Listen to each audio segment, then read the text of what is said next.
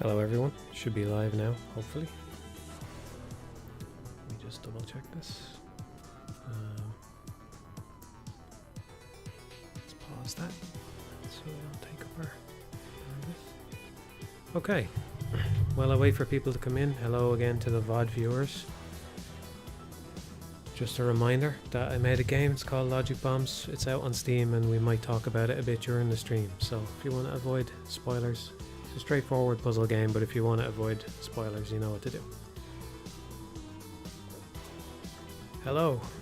Hello everybody. Let's move this over a little bit. Okay.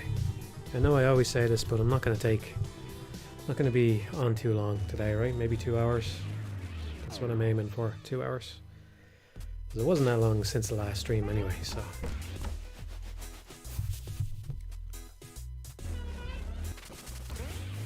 And we're just gonna do exactly the same thing we did last time.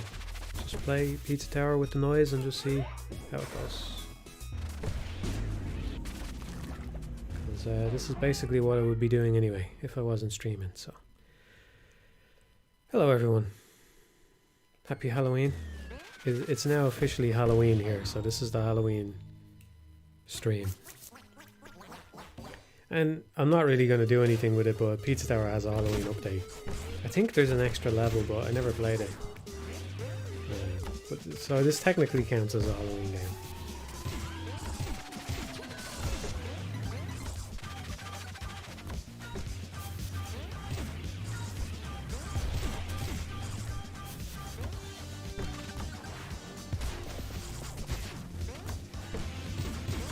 Matt, you've inspired me to apply to internships in Ireland from Australia. I'm not sure why I would inspire you to do that. You probably have better prospects in Australia. I mean, it's just a bigger place.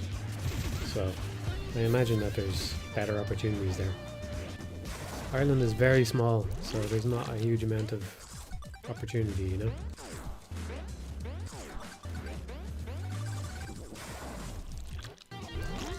It's just the way it goes.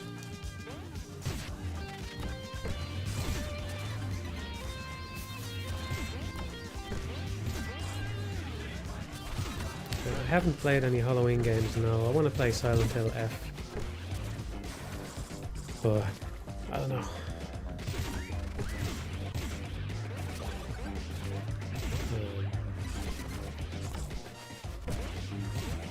Yeah. Just games are expensive, you know.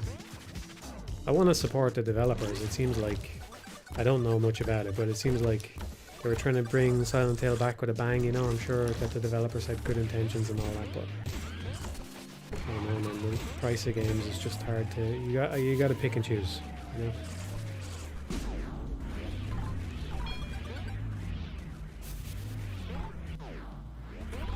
But I would like to play Silent Hill F.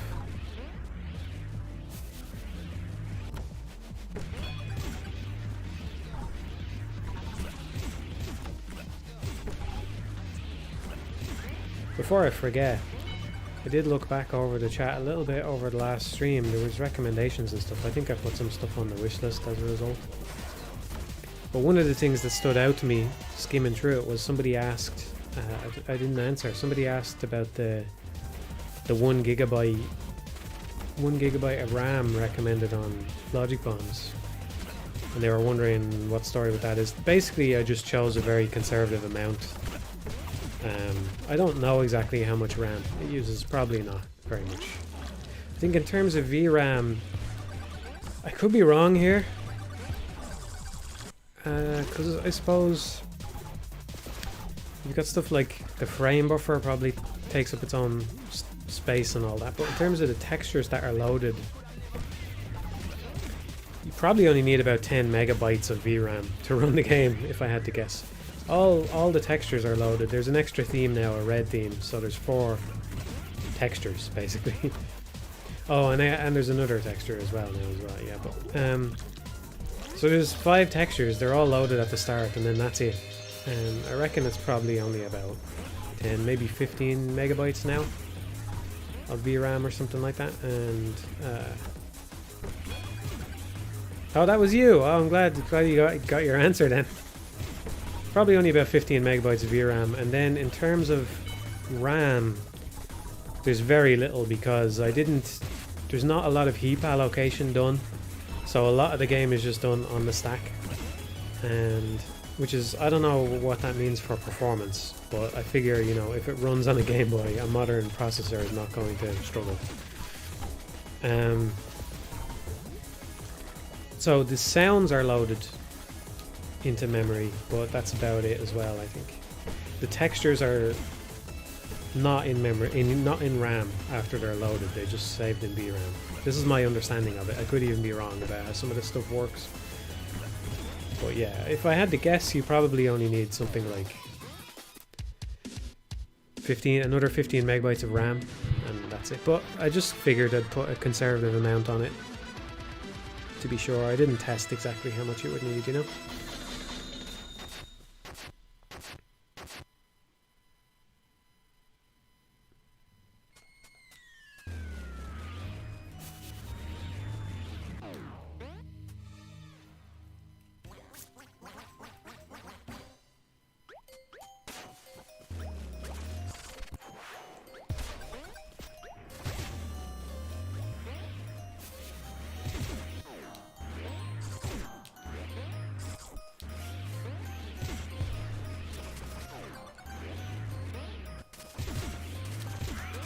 Yes, Halloween elsewhere as well. Oh, it's Halloween in most places now, actually.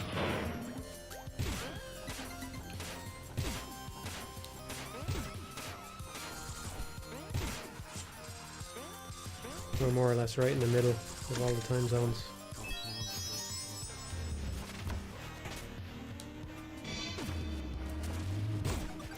I got a pretty bad consecutive P rank streak last time. I think I lost it. I don't know. Oregano Desert. Wait, no, wait. What's the? Is it Oregano Desert? The first level in the second hub disproportionately kills my streak of getting P ranks. It's not really that hard. There's just a couple of awkward rooms in it. Oh, there we go. I've already lost it. Maybe let's try and recover. I think we're over already. Well, there's our answer to that.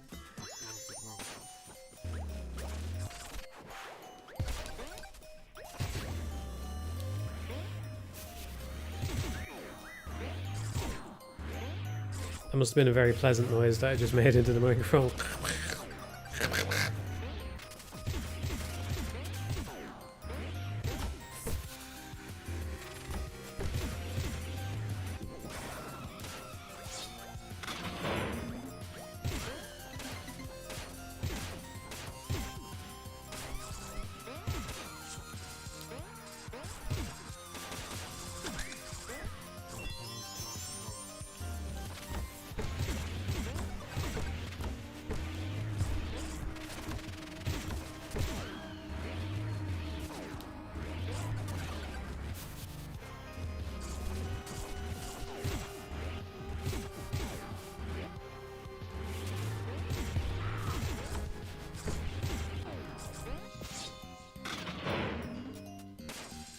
Trying to think if anything else jumped out at me from the last chat. I don't remember.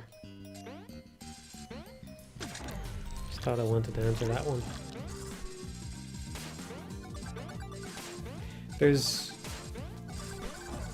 I did some updates recently, and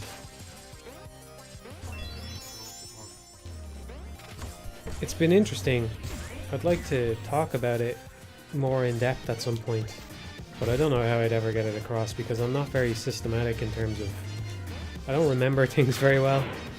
And I'm not very systematic in note keeping or anything like that. But there's been a few adventures in trying to free up space on the Game Boy cartridge to fit more stuff in. There's just a few little... I don't really like this term, but I'll use it, quality of life kind of things that got put in. But one reason I've been hesitant to do it is just because I'm out of space. I think I've been out of ROM space since the game launched, basically. I think I launched with basically no free space on the thing. It's a complicated topic because I could free up more Or I could put some of the functions in a different ROM bank, but that kind of complicates things. It's kind of clean to have all of the core gameplay code and all that in one bank, so that you don't have to worry about swapping memory bank and all. And I think I pretty much ran out of memory on that around launch time. So everything since then, I've been trying to find ways to free up space, and it's been interesting. Some of the things that I've found to try and make space on the cartridge. Just little optimizations and stuff. It's not normal nowadays, at least I don't think it is. It's not normal anymore really to optimize for space rather than speed. So trying to find space optimizations without really negatively impacting the speed is kind of interesting. And I wish I could get across all the nuance of it and give you some proper examples, but I don't know. Yeah, I was. Somebody asked, were you worried with the newer updates of accidentally breaking something, since there'll be less people playing to catch and report bugs? Yeah. So if you've yet to play it or anything like that, you know, feel free to let me know if you run into something. Yeah, that is one reason why I was hesitant to update it, because it feels like it's been put through its paces now, and I'm after making bigger changes to it than I wish I had. It's a hard thing to convey, but during development I knew that the way I was going over the tiles and accessing them must not be ideal. It wasn't the worst way, but it's basically just... So sometimes one of the things I need to do for the game is just go over the board and check things, you know, or just populate the board with objects, for example. When you load up a level, we have to go over the board and just figure out what's in this board, and, you know, we got to put things down on the board. So the simplest way to do that, of course, is just to do a loop where you loop over the Y and the X, and, you know, you fill the board, and that's okay, but the problem then is what you're doing is on each step you're kind of getting the tile from scratch. You're saying get the tile at this X and Y position, when actually it's faster to have a pointer that, at least when you're iterating over the rows, you should just be able to, you know, iterate the pointer once and then you're on the next tile.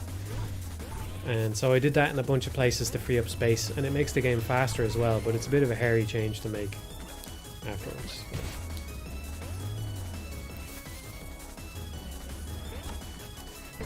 But I figure if there's any huge problems, they'll become known sooner or later. Obviously it would have been sooner if it was at release when more people were playing, but I think these things will still be caught eventually. While I can still fix them up, while I still remember how to compile it all and all that.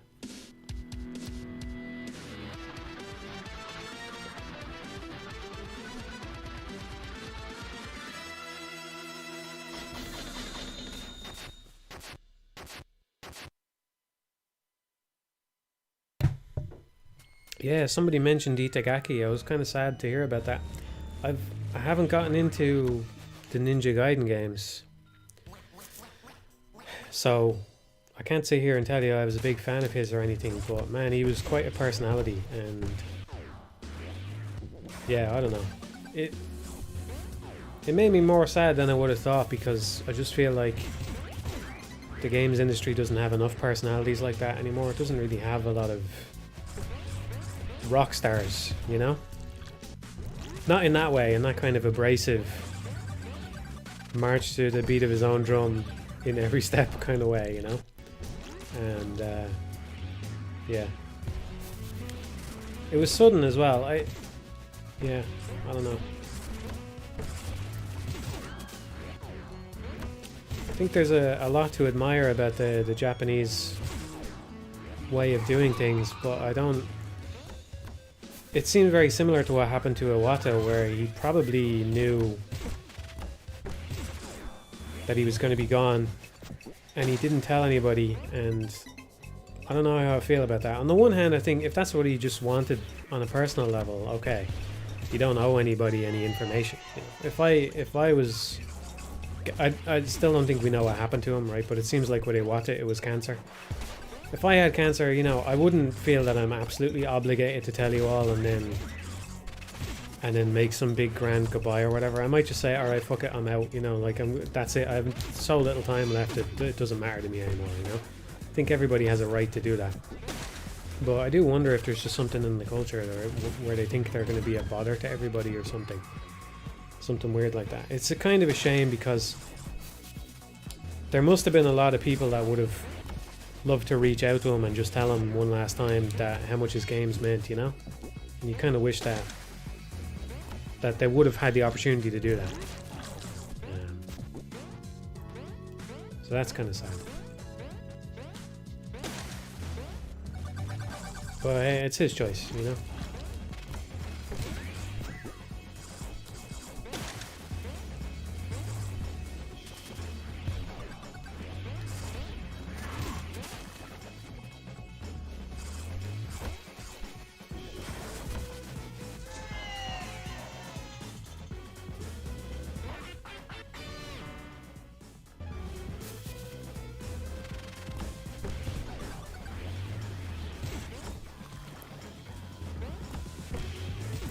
Yeah, Norm MacDonald did the same thing as a bunch of people are saying. Yeah. Yeah. And totally respect it if that's what he wanted. Totally respect it. I just wonder if it's a kind of Japanese cultural thing where they have a lot of pressure not to behave otherwise, you know? Although Itagaki seemed like the type where he might have just done whatever he wanted anyway, right? So...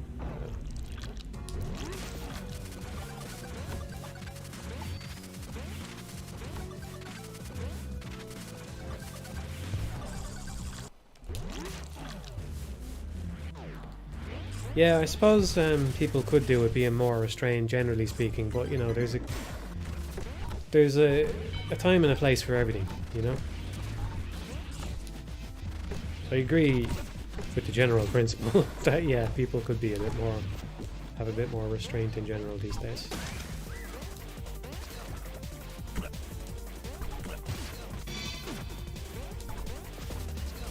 Yeah, David Bowie is another good example. Yeah.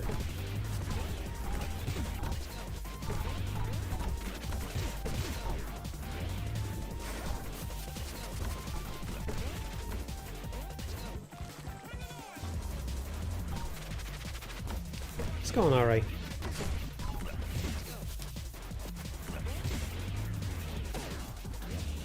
It's going all right. It was a productive month, so hopefully we can see the product of the month soon. But alas, it is not this month. I would say don't get too excited about it. Been working on stuff, and it went well, and that's good. Logic bombs too. Yeah. And it reminds me, one thing I want to talk about is I've done little updates to the game, and I think I'm about finished with all that now. I did notice a little bug today that I want to sort out. So I'll get to that. But yeah, I don't know. It's a shame. When I was making the game, I said this in a Patreon post at the time that, you know, you're getting everything on day one, all the puzzles that I can come up with. And originally I was thinking that, bit vague spoiler here, but some of the things that you don't see until later, stuff on row 7. I think it's row 7. That would be kind of bonus campaign material, because obviously I was inspired by a Zachtronics game, gets you thinking along Zachtronics lines, and now I don't have a bonus campaign to give people, and that feels kind of bad, even though my preference is for games to be ready and finished and have everything on day one, you know. But you just feel like because the game was received well, I feel like there's something, even as the creator of the game, that would be exciting about the fact that before the game was out, if anybody was looking forward to it, they were kind of looking forward to it because they had they know they like the genre and they think, oh, maybe it'll be good. because they're aware of me and they think, oh, maybe he knows what he's doing. But it would be different now to give people more logic bombs, because they'd be like, oh, I've played logic bombs and I like that, so I'm going to jump back into logic bombs. And if they heard about it, they go, now I have more of that to look forward to. That's an exciting idea as somebody making stuff. I should just say creator, but that term feels a bit wrong to me, you know. I'm drinking some tea here, so bear with me.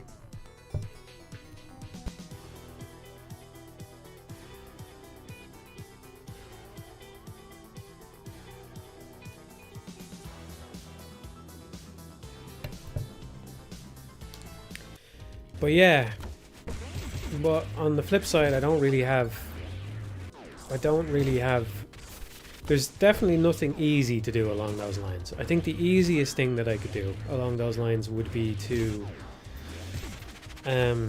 try to make it easier for people to put together their own levels. I don't really know if I want to do a full-fledged level editor. You know, I was thinking that a very shitty version of this could just be a picture that's included, that you, with a bunch of tiles already placed on it for you to just copy and paste and move around. And then, you know, take community suggestions. Again, they've done that for some Zachtronics games. That would probably be the easiest thing I could do, because it would outsource the puzzle creation for other people. But then again, I don't really want to stuff the game with more puzzles for the sake of it, and there's also the chance that people just won't submit enough puzzles, or puzzles of high enough quality, and then you kind of have to say, sorry, but I don't really want to do this because I don't like what you've given me, which would feel bad, you know. And then in terms of making more puzzles myself, I sat down to try and do it, and just nothing was really coming to me. I do think there's maybe... No, I don't know. I think there's very vague, very minor little things that maybe weren't properly explored in the game, but they're so minor that I don't think they even really count. I'm having a hard time thinking of them off the top of my head. I can only think of one, actually. So I don't know. And then the last idea is a puzzle generator, which would be my preferred thing to do. If I was going to do that, I think that could be very cool. But the problem is just that I think the game is just too complicated to come up with a good generator for it. Especially one that would run on the Game Boy, which would be my ideal. But maybe somebody else could do it, maybe.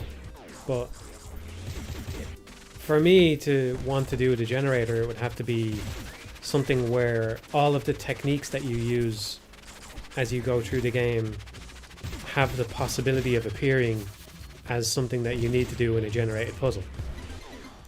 Right, so it's not that every generated puzzle needs to be ridiculously hard or anything, but just that for any given technique in the game, the puzzle generator should ideally be able to produce puzzles where that technique is the bottleneck that you need to get through the puzzle.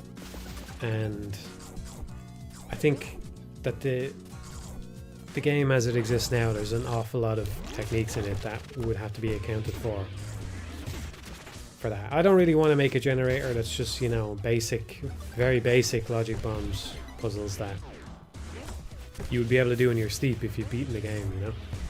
So I don't know. So I would like to do more with it, but I'm not really happy with any of the routes that seem available. So I don't know if anything else is going to happen with it.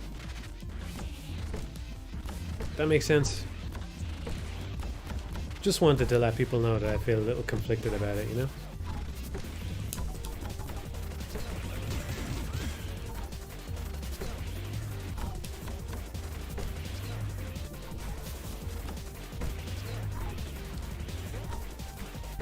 Yeah, you would want to...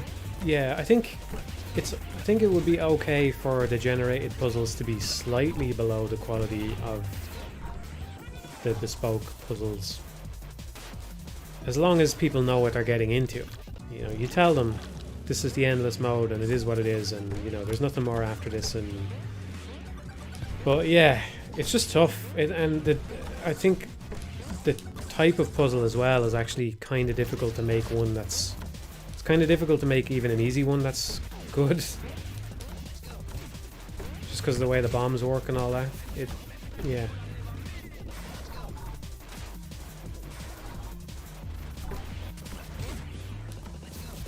Lucas Pope new video. No, I haven't seen.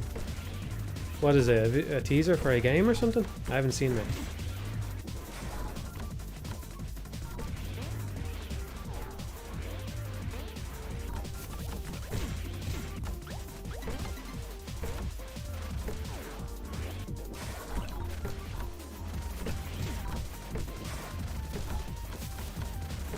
Oh, that's cool. Oh, we didn't do the second map.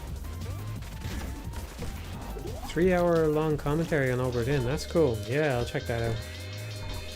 That will be the first thing I do when I'm done. Just stream. That's very cool.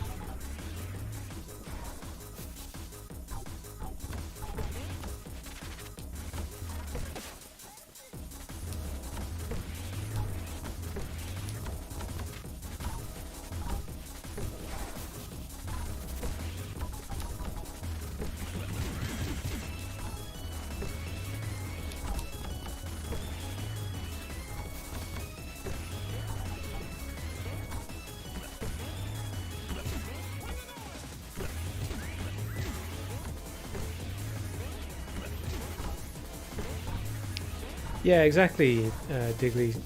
Sorry, I can't read your old comment. It's slipping off screen for me now, but yeah, exactly. You know, if the bulk of the game is about learning and evolving the way that you solve the puzzles and the type of puzzles that you see and all that, and what you're expected to think about, but you can't really, you can't make a generator that's just going to generate endlessly novel puzzles. That's not going to happen.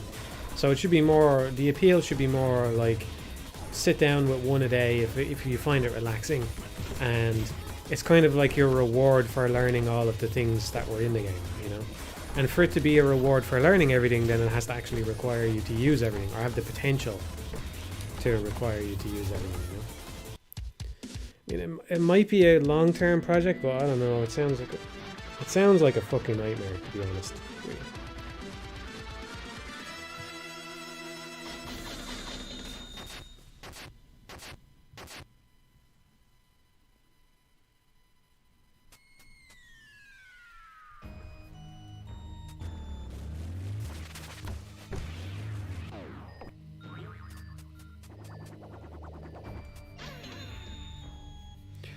I haven't watched any films since the last stream, at least I don't think I have. Nothing springs to mind. We were talking about Tar and Kubrick, like A Clockwork Orange. Did I mention I watched Barry Lyndon? I finally got around to that. That was very good. I don't know what other films I'd recommend. That was another question that somebody asked, was do I like the Coen Brothers films? I do, yeah. I do. I've seen a lot of them. Maybe it's still only about half of them because they've made so many. I think it's more than half though. Let me see if I can. How many of them can I list? I watched Fargo. That was a good while ago though, so I don't remember it all that well. Obviously, No Country for Old Men, which is phenomenal. If you haven't watched No Country for Old Men, that's a great, great film. I watched A Serious Man. I watched Oh Brother, Where Art Thou?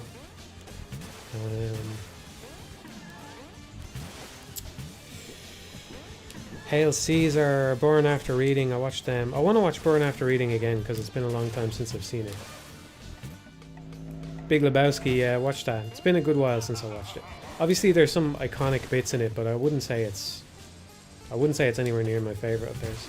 Watched Raising Arizona as well. So yeah, I think I've seen most of their films actually.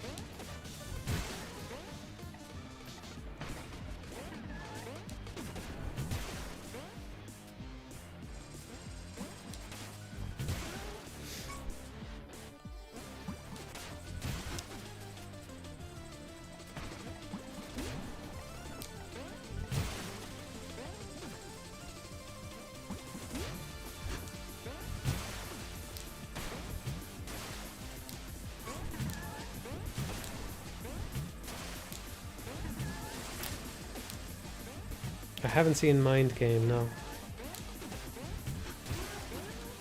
Is that a Coen Brothers? I don't know. I haven't seen it anyway.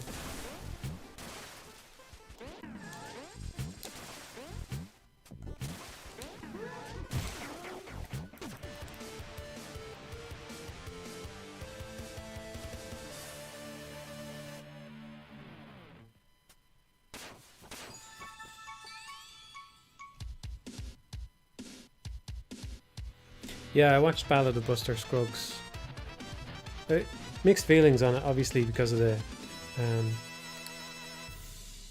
the anthology thing. I think maybe my favorites was the guy doing the show, doing the readings, the dramatist guy, and the one in the carriage. But I'd have to rewatch it to be sure. I don't even really fully remember them.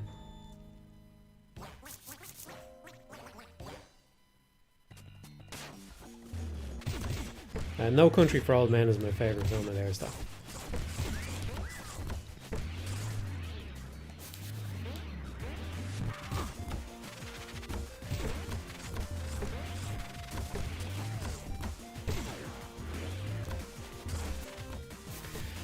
Oh, one thing I watched was The Handmaiden. I really like that. I have been watching films, I just don't remember them.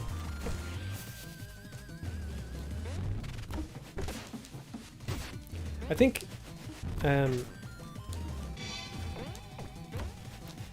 Handmaiden, is it just called Handmaiden or is it The Handmaiden? Anyway, I think Handmaiden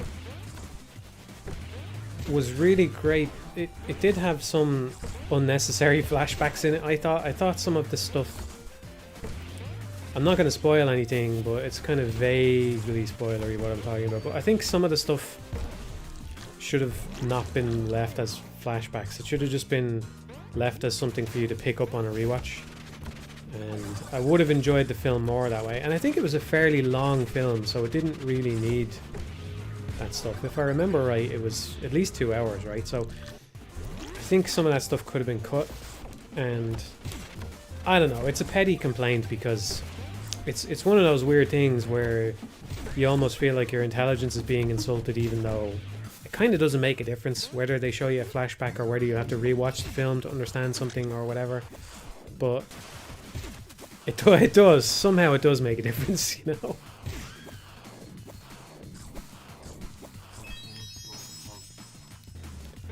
Yeah, I have thought about talking about films more, you know?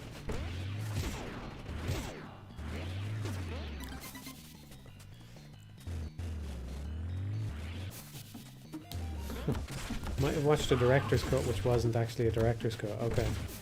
It sounds like that might be what happened, yeah. I've seen a few Korean films, alright.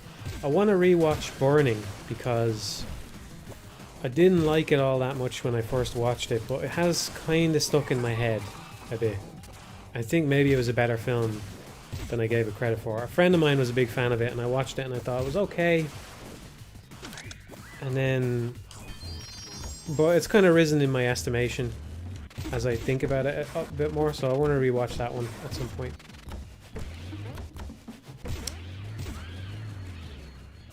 I watched another one as well. I was going through some of the... is it Park Chan-woo, is that his name? I watched Mr. Vengeance, or Sympathy for Mr. Vengeance, or whatever it is. I thought it was good. Yeah, you obviously can't really avoid the comparison to Old Boy, though, you know, and I thought Old Boy was much better. But The Handmaiden was very good. I want to watch Decision to Leave. I haven't seen that one yet. Yeah, I really like Satoshi Kon. Yeah, I like Perfect Blue. I haven't seen all of his stuff, though. I like Paranoia Agent. I watched it many years ago, though. Very weird. I'm not sure if I'd like it nowadays. I might like it more or less. Could go either way with that one. I really like Perfect Blue. I think Paprika is a little bit overrated. I watched like, it's good, don't get me wrong, but I would put Perfect Blue over it. Everybody was raving about Paprika, at least when it came out. I think maybe the estimation of it has kind of flipped, but I think it was, you know, not I don't know. I don't know why that one in particular was hyped up, but I'm not saying it's not good, because it is good. But yeah, I watched Millennium Actress. Millennium Actress is really good. I like that more than Paprika as well. So, yeah. There we go. We lost that one.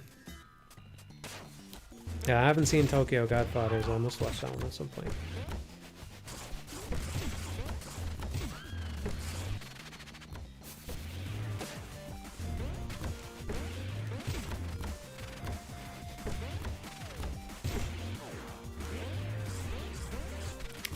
Okay, I'll keep mind game in mind, yeah.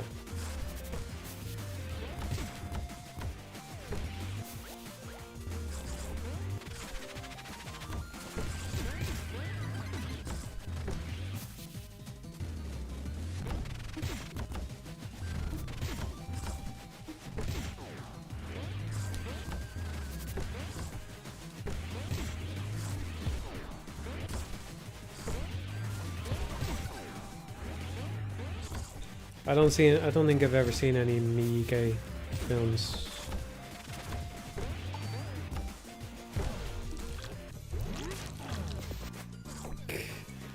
I haven't played Expedition 33 now. I would like to, it's on my list, but I haven't got around to it yet.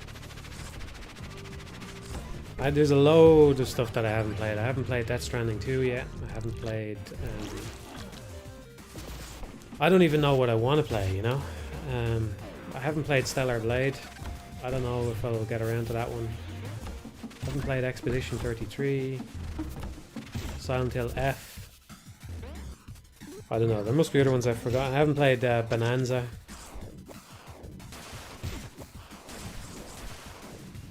I'm basically just listing games I want to play but haven't played, so I haven't played any of those yet.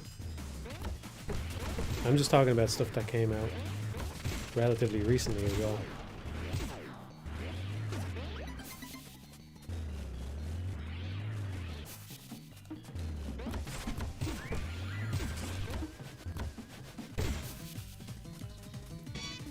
Yeah, it does feel like games are expensive. They're not really in the grand scheme of things as a hobby. They're not really, but and I sympathize with developers and even publishers on it, because I do think if you look at inflation, the price of games really hasn't gone up that much, even though the amount of effort going into them is huge. But of course I understand the reality that once you make the game, the overall cost to distribute each unit is quite low. So they're really banking on economies of scale, you know? But that's not necessarily a good thing for the industry, so I don't know. But yeah, I'm feeling it too. I feel it too, believe me.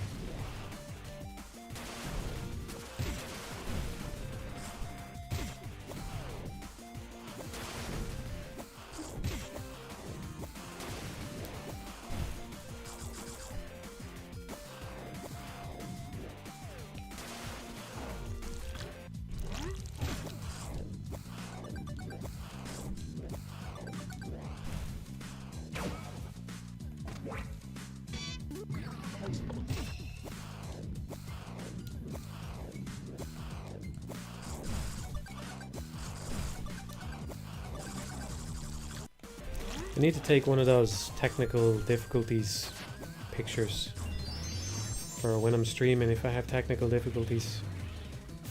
'Cause I have that wonderful one for when I go away, and the Evangelion one for when it's just sound, but I don't have one for technical difficulties, so I gotta use the noise for that.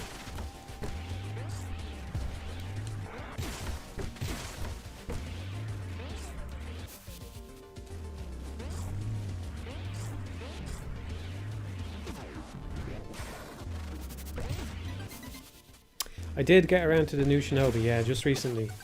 Just the other day I finished it. I liked it. I didn't like it as much as Streets of Rage 4. It's kind of... You know, it's obviously begs the comparison. But I liked it. I liked it. I do wish it was more on my speed though, you know? I feel like the biggest problem with it is really obvious. It's just that it got pulled in two directions. It's kind of half of a Metroidvania, but not really, and it doesn't feel satisfying as either. I would be open-minded to the idea of them making a Metroidvania Shinobi, and I think maybe that could have even been the better game rather than having it be in this in-between sort of space, you know? I think, well, like I said before, I'm going to keep giving my thoughts as I really see them, even though it might be kind of sad or weird or something to say, but I think this is one of the things I've been confronting lately, is just that Well, I think this really began for me not recently, a long time ago actually, is with Donkey Kong Country Returns, right? There's a game where it's really fun when you're just going through the levels. It's really fun, but for some reason they thought it would be fun to have you as Donkey Kong. You just go around and you slap stuff and you blow on dandelions, and sometimes a coin pops out and they go hunt for all the coins, and if you hunt for all the coins or whatever, you can play the really hard level. And I just thought, why are you making me do this, you know? It's like it's the gaming equivalent of you have to eat all the eggs, you know? You have to eat all the eggs, right? The developer sits down and says, you have to find all the eggs. And until you find all the eggs, you can't do this next thing. And I just think, why are you making me do that? Because I don't enjoy it. And I've been thinking about this more and more as time goes on. And I was thinking about it especially with UFO 50, because I think it's a great achievement what they did with that, right? So I basically have no right to say anything negative about it, but I'm gonna anyway. It's a great achievement, and it's still kind of unbelievable that they did it, but I just feel that the people who worked on that game cared more about secrets and stupid esoteric stuff than I did, right? I just don't care, like, and I think it negatively impacted some of the games. I really like Campanella, right? I think it's a great little arcade game. It's one of my favorite games in the collection. But one of the things that kills it for me is that if I'm gonna go back and play it and try and get a high score in it, I have to remember where all the little secret zones are. That you have to touch these invisible zones to make a coffee spawn in the level that you then touch to get the points. And I just think, why have the middleman? Why not just put the coffee somewhere that's hard to reach? And then I just play the game, you know? I think Pizza Tower suffers from it a lot less, you know, but I don't like having to remember where the secrets are in each level. I like the game in spite of that. And this is why I didn't put this kind of stuff in Logic Bombs, even though I was thinking, you know, people really like this kind of stuff and seem to like it. Maybe they don't, you know, maybe there's more people like me than you would think. But yeah, it hurts the games, I think. I can't remember what game we were talking about that we started on this, but well, yeah, I was talking about the new Shinobi, and it's not really a Metroidvania, but it's got all these little areas in it that you can't get into until you get an ability and you go back, and there's little secrets here and there, and I just think I would just prefer to go through a level and have the challenge be the level, and that's it, you know? That's when I play Donkey Kong Country Returns, I'm having fun when I'm doing the platforming to the next part of the level, not when I'm saying, oh, that thing looks like I can smack it, so I have to stand still now and smack it and see if a coin comes out or whatever. So yeah, somebody mentions blueprints. I don't know. I'm not going to read the whole talking about the roguelike thing. Okay, well, you're not really talking about what I thought you might be talking about there. But I think something like Blueprints works because the game is kind of about secrets in a way, right? Something like Void Stranger would be another example where there's secrets in it, but the game is really about that in a lot of ways. And so it's okay, right? You can think of puzzle games where... Again, maybe I'm a weirdo for this, but I actually enjoyed the Sokoban parts of Void Stranger, and I do think it had some cool secrets, don't get me wrong. The game would not be the same if you took out all the secret stuff. It just wouldn't be the same game, right? And it would probably be, it would be a lesser game, I suppose. I have to admit that, right? But not every game is like that, you know? And I think when I was playing UFO 50, I played Campanella, and then I went, why did they do this? And then I played Warp Tank, and Warp Tank has another thing like that as well, where you have to, you know, if you want to get this secret point thing, you have to go to a totally unindicated part of the level where you just have to guess where it is because of how counterintuitive it is to get there. And I just think this this just does not enhance my experience with the game. It's not what I want. It's just not what I want. You know? Clearly, there are people that do want that. You know, I never really got into Spelunky. I know Derek Hugh was probably the lead guy on UFO 50 or a driving force behind it, and maybe he cares about secrets, because I think maybe Spelunky has a bunch of secrets and people really like that about it. But it's just not for me, you know. I feel it slows games down, it gets in the way, and I think that's what, in a roundabout way, in a kind of different way, but it's my problem with the new Shinobi as well, is it's just slowed down unnecessarily. Whereas I actually would have been open-minded if they had come out and said it's actually a full-blown Metroidvania and we're gonna, you know, you're gonna move around and do your Shinobi stuff in this space and you'll get used to the space and blah blah blah, and it'll be different from all the other Shinobi games for that reason. I think I would have been okay with that. Maybe some people wouldn't have been. I think it's worse for it to be in the in-betweeny space where it's not quite one or the other, you know. That is true. Yes, somebody says there's a flower. Yeah, in Warp Tank there's a flower on every screen that has a coffee. That's true. But you still have to just guess what tile you're supposed to get to make the coffee spawn in. And I just found that unenjoyable, personally, you know. I think maybe that's what the cherry requirement for that game was and everything. Get all the coffees or something. There was at least one of the cherry requirements made me think that they just really dropped the ball, because I think for Warp Tank it probably should have been speed runs, but it wasn't. Maybe I'm getting that backwards, but I thought trying to get through the levels quickly was kind of fun, you know.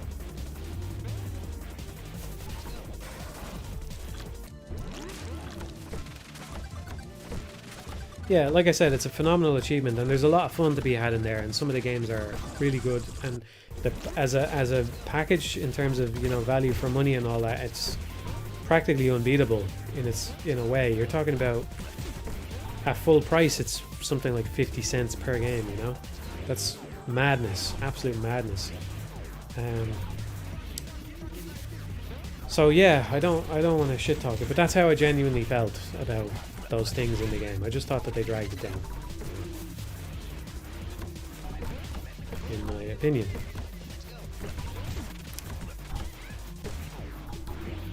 So yeah, I felt the same way about the new Shinobi.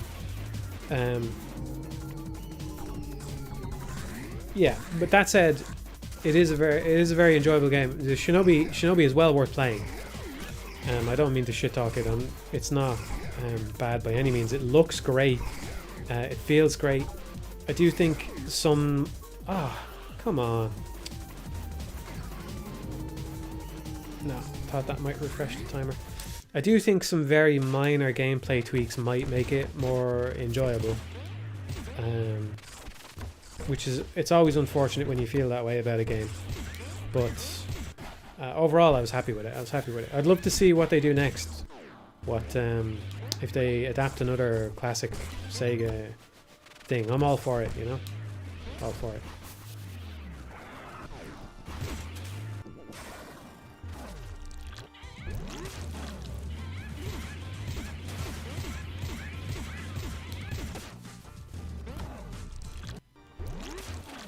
Yeah, I do think it comes from a pressure to make a longer game, and it's unfortunate. Yeah, it's unfortunate that developers feel that way. All right.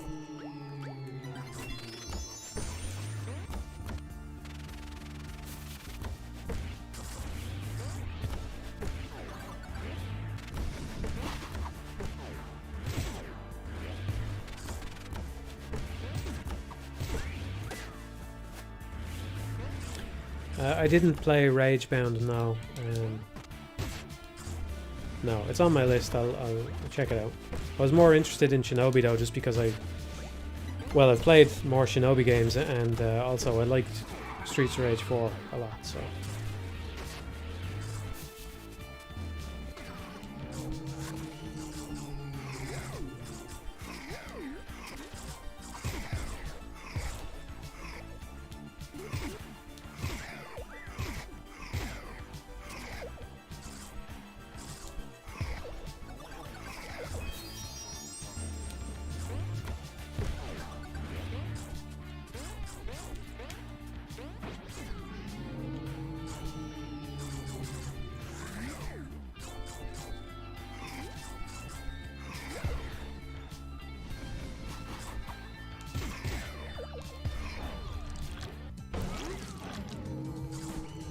it's I get what people are saying. The obsession with game length does suck, you know, but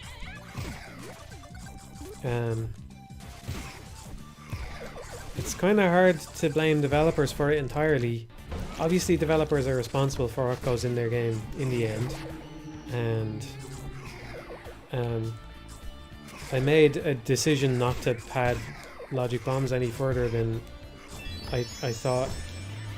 I think a certain amount of padding is not a bad thing in a way. It can enhance a game. You don't, if a game is just all go all the time. I'll have more thoughts on this later. I don't actually want to share my full thoughts on this right now, because I will talk about it. It's definitely one of the things I would talk about in a Logic Bombs commentary if and when I do one. So I don't want to let developers off the hook. You're ultimately, as a developer, you're ultimately responsible for what goes into your game, so you can't blame players, you know. But I said it that I thought, even back in the day, I thought that Hollow Knight was too padded for its own good. But if you see what people say about Hollow Knight, they go, it cost me this much money and I got this many hours out of it, and that's one of the first things they reach for when they're talking about the game, instead of it was this much fun, it was that much fun, I love the world or whatever. One of the first things people seem to reach for when they talk about Hollow Knight is just, I paid this for it and I got this many hours out of it. So it's not, so I was not surprised to feel that Silksong was more padded, because that's the feedback that the developers had gotten, basically, you know. The feedback they had gotten was, wow, people really liked how long the game was. So if you're making decisions about the game, you're not gonna skew towards, we should do everything we can to make this shorter, more compact, more concise, if that's the feedback that you're getting, you know. And again, I don't want to shit talk Silksong. I actually enjoyed it. I think I enjoyed it more than Hollow Knight. I think I'd be more inclined to replay it than Hollow Knight.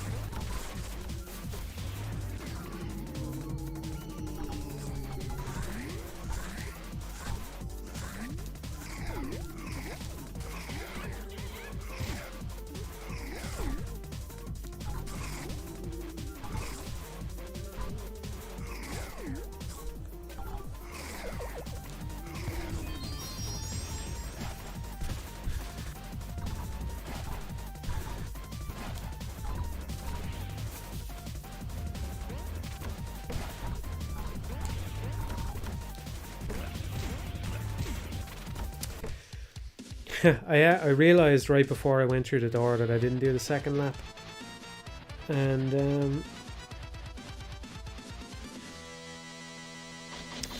I was holding up to go into the super jump, but of course that puts you into the door. Context sensitivity once again, but it's okay. It's okay. It's my fault.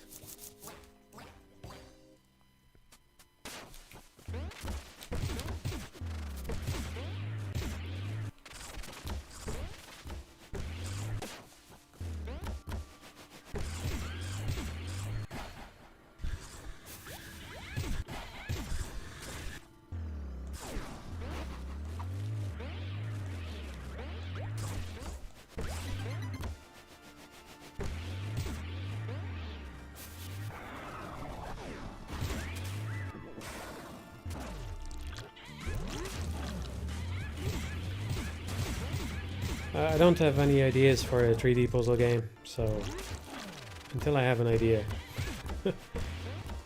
the answer is no, I wouldn't make one.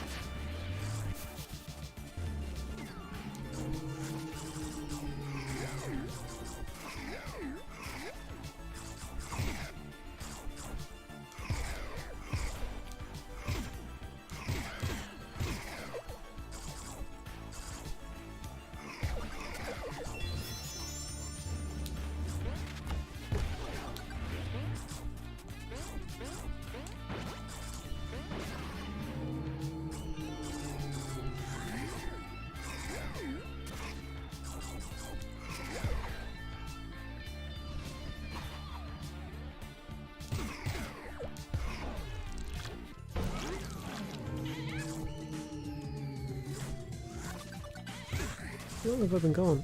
Already been going nearly an hour. That's insane. That's crazy.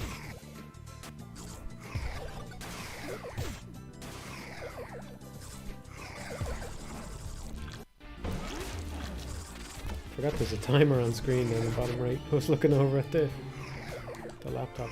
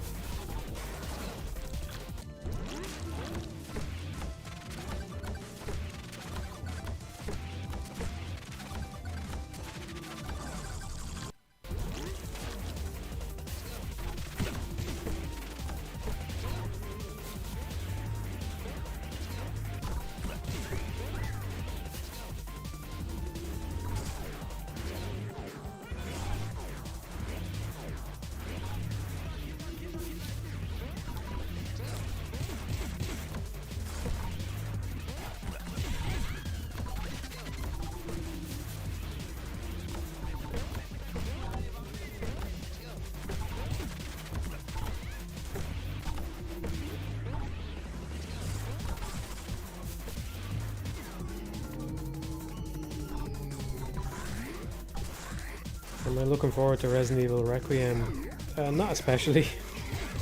I think it'll be good. I enjoyed 7 and 8, but I don't know, I've only played 8 on console. Because I can't play it on computer at the minute, and I always regret playing first-person games with a controller. Well, not always. I played Blueprints with a controller, and that was okay. But I just always regret it. I feel like I still don't even have a good sense of it as a game, you know? It was good. I enjoyed both 7 and 8.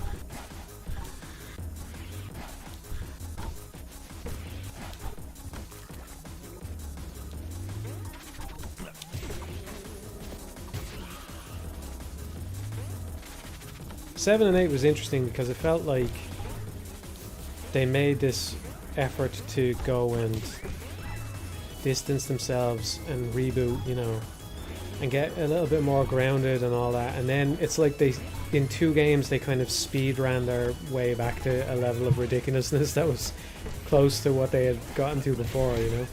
But I didn't hate that about it. I thought it was fun the way it escalated. It's definitely got some cool moments in it, alright. Both 7 and 8 had some cool moments in it.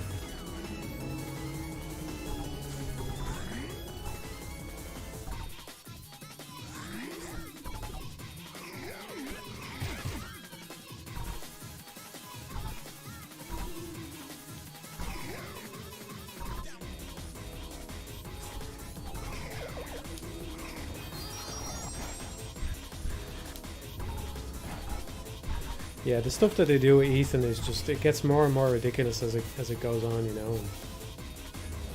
And, I enjoyed it though, I have to say, I have to be honest.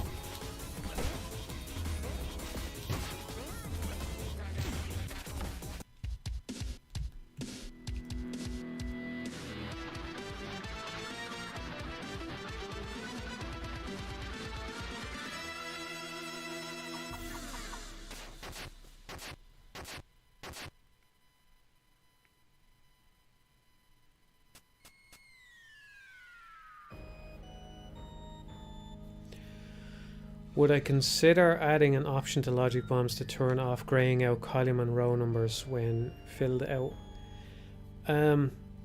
No, but I'll tell you a way. I don't think I'm going to do that, okay? But I'll tell you a way you can do it yourself if you really want it. If you go into the tile set, all of these things are separate tiles. Everything that you're describing is a separate tile. So the grayed out number versus the regular number is a separate tile.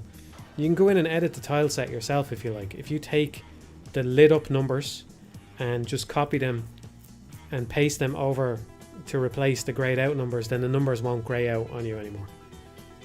Likewise, well, you will still, a sound will still play, so you might want to turn off your sound, or you can disable sound in the options, but you could disable the state changes on the targets the same way. Just make them all the same sprite. You can do it that way. You could do that in any tile set. It should work in any tile set. So it probably wouldn't take you that long either, but I don't think I'd put in an option for it, sorry. This is one of the things that has been more difficult than it might seem from the outside. Is no, the graying out of the numbers doesn't play a sound. I was talking about the demons or whatever, the things graying out, or the targets changing state when they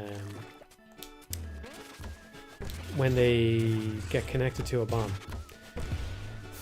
That plays a noise, you know, so that will always play a noise no matter what you do, unless you turn the sound off. What was I going to say? Yeah, man, it's been quite a headache to maintain the game because of the fact that it's got a Game Boy version. A Game Boy Color version, there is a difference. They share most of the same code, but there does have to be some considerations for the Game Boy version versus the Game Boy Color version, and also the fact that then there's a PC version with 3 themes, now 4 themes. It's just very easy for little things to go wrong, and lots of little tiny things that have to be accounted for, like the fact that if you're playing on the green tile set on the PC, when the bombs explode they don't animate, but they do animate on the other tile sets, you know. Or the cursor glows on the Game Boy Color tile set but not on the other tile sets, you know. Or even, I don't know if anybody noticed this. I'll probably go through all these little things that nobody will notice. I don't know if anybody noticed this, but the way the fade out happens is different on the different tile sets. To try and match how it looks on the Game Boy, it fades out in a kind of what I call a stepwise fashion, where it kind of goes through several different steps, but it doesn't do that on the sketchbook version. And this all cost way more time than it should have. So one of the lessons I learned from having multiple themes in Logic Bombs is not to have multiple themes. I don't think I'll be making a game with multiple themes again. At least not themes that aren't just direct palette swaps of each other.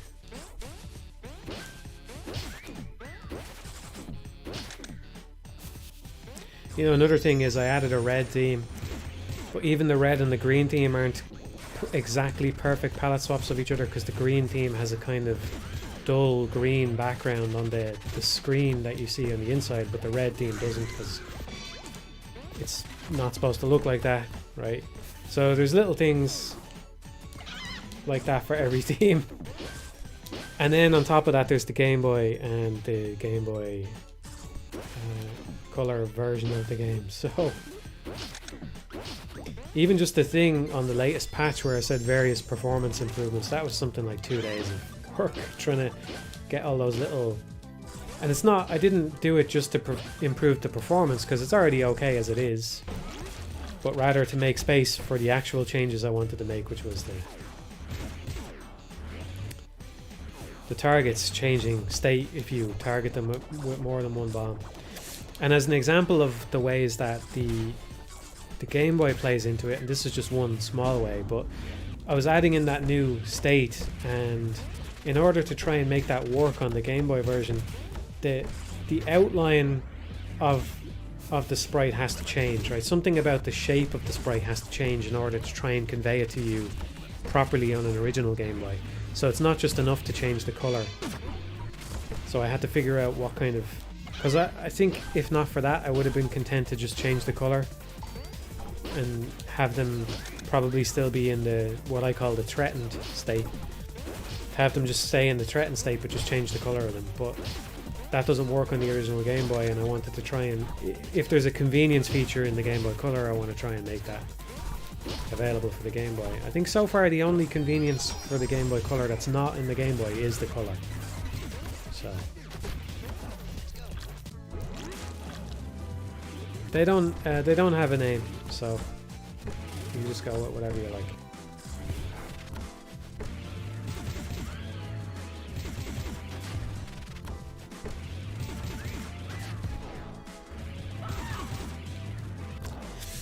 Yeah, if you're watching the stream, you're going to get a lot of retread when I do the commentary. But one of the things that's I mean, I kind of saw this coming, but not to the extent that it did. Is it's nicer to play it on hardware if you can, on real hardware, or on something like a Game Boy if you can, because when you play it on PC, its existence as a Game Boy game is very easily lost on you, you know, and that's okay. That's to be expected. But it does. There's little things about, like, I just think it feels more real and it feels a little bit more impressive when you're playing it on an actual Game Boy. And there's little things that get lost.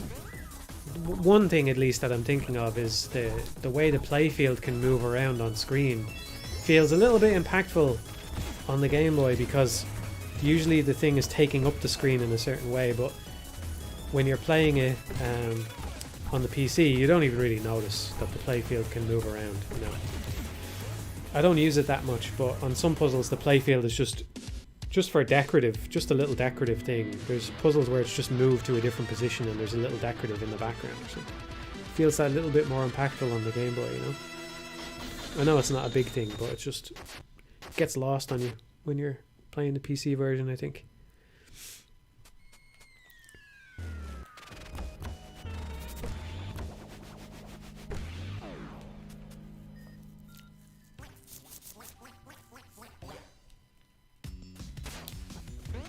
Yeah, that's another thing. Yeah. So you're right about that. It's good just to do the shape change to accommodate color blindness as well.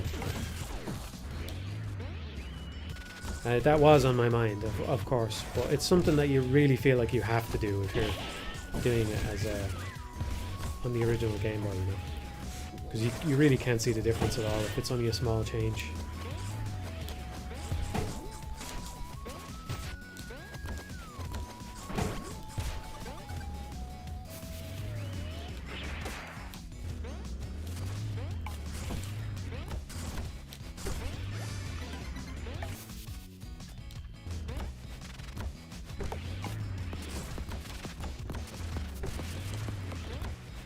I respect, somebody says, I respect the effort and your passion, but I think all of this feels very superficial quality. Let me read it. I respect your effort and your passion, but I think all of this feels like a very superficial quality to the game that neither feels worth it or particularly effective out of context. I think that's fair enough. That's a fair point of view, and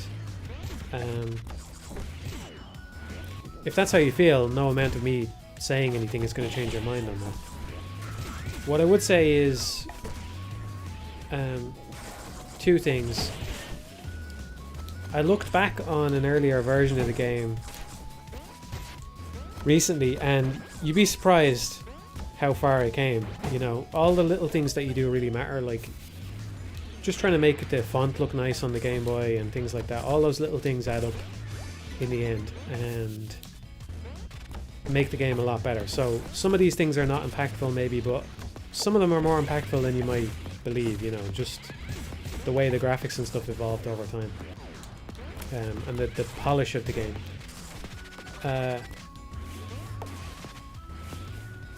On the other hand, I understand, like, if you don't care about the fact that it's a Game Boy game, that's fine. benefited from making it a Game Boy game because it limited what I could do. I had to work within the limitations, and that was good for me because I was struggling to get a game over the line. And this was just a way of narrowing down the kinds of things that I can do. And also on a personal level, I don't know if I really talked about this yet, but on a personal level, it's not as though it was some huge thing, but it was kind of an unfulfilled dream for me because I always feel like I wanted to make games forever, but I feel like I got into it at kind of a... I feel like I came of age at an unfortunate time where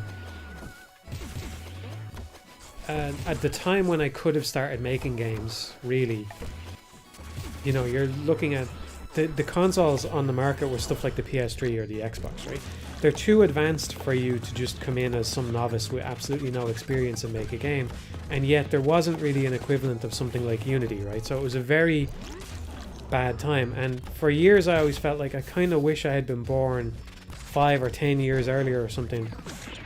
If I was 10 years older, maybe, or even 15 years maybe, then you could really start out with a console like the SNES, and you'd be working with hardware that's a lot easier, and just instead of having to learn all the steps of here's how you make a full 3D game all at once, you would get to build up that knowledge over time, and it just feels like it would have been a smoother ramp. Like, I don't want to diminish their achievements, but I feel like in a way game developers from that era had an easier time getting up to speed because all this stuff didn't exist for them right away. They had time to every few years get a little bit better at what they were doing, you know?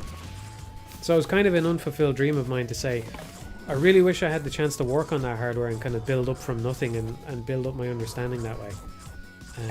So that was the thing that I just wanted to do, and I'm really glad that I did it, and I'm glad that I was able to do it. You know, to be honest, because I was using GBDK, I didn't go all the way down to the assembly level, which is what a purist would do, you know. But I did have to understand the hardware and all that, and yeah, and it helped me get the project over the line, basically. So. Oh, I'm glad you like Patriot. It's really good, very, very good show.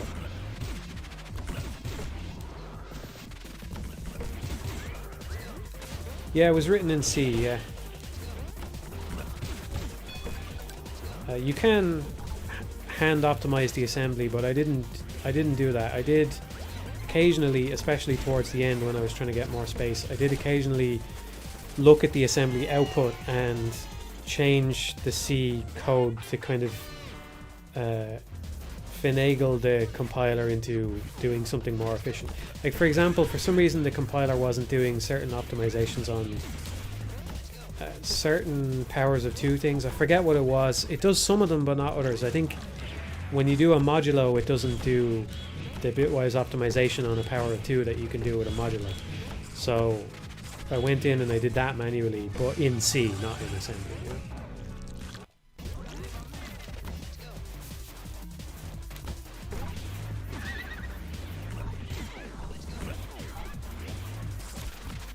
Do I yearn for the days of simpler games? Not exactly, no. Maybe in a way. Maybe in a way.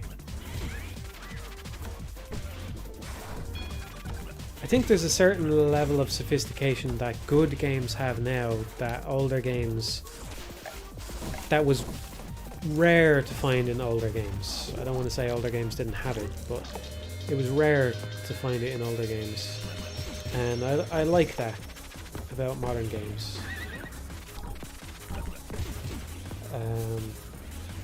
But I do, you know, like I said, I do think there's a certain level of bloat that has kind of crept into games, and a certain level of,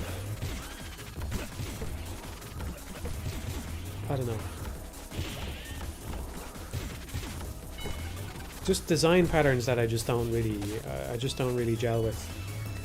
But here's one of them, right? You know the thing, I don't know exactly what I would do for this, right? It's a problem that I haven't confronted yet. Maybe I'll confront it someday if I ever make a roguelike. I haven't confronted it yet, so I don't know what I would do as a replacement, and maybe I have no place talking about it for that reason. But I know someone in the chat is going to relate to this. At least some of you in the chat are going to relate to this. You ever watching a trailer for a new game and it's a roguelite and you go, okay, I'm kind of into roguelites. You know, roguelites are kind of maybe like the arcade games of our day, or they can be that if they're good or whatever. And then you're watching the trailer and then the screen pops up with 3 things, pick one, and you just go, oh, fuck it, you know, fuck it, I've lost all interest. Here's 3, pick one. Somebody guessed it before I said it. Yeah. Well, yeah. Somebody here's 3, pick one. Why do they do that? And do you know what I think is... Oh, I've messed with the microphone. You know what I think is astonishing, right? Is... I don't get why this has come along, because I would not classify I don't even know if I would call myself a fan of The Binding of Isaac, right? I've put a fair number of hours into it, and I definitely respect it as a game. I think it's probably the premier roguelite in my mind. It's like the example that I would reach for. If I'm teaching a class on roguelites, you know, I say you have to play the game that you have to play is The Binding of Isaac, right? Until something else comes along, maybe. The game that you have to play is The Binding of Isaac. Binding of Isaac doesn't have that. It doesn't have that. It doesn't have the here's 3, pick one thing. So why is this always the fucking the go-to?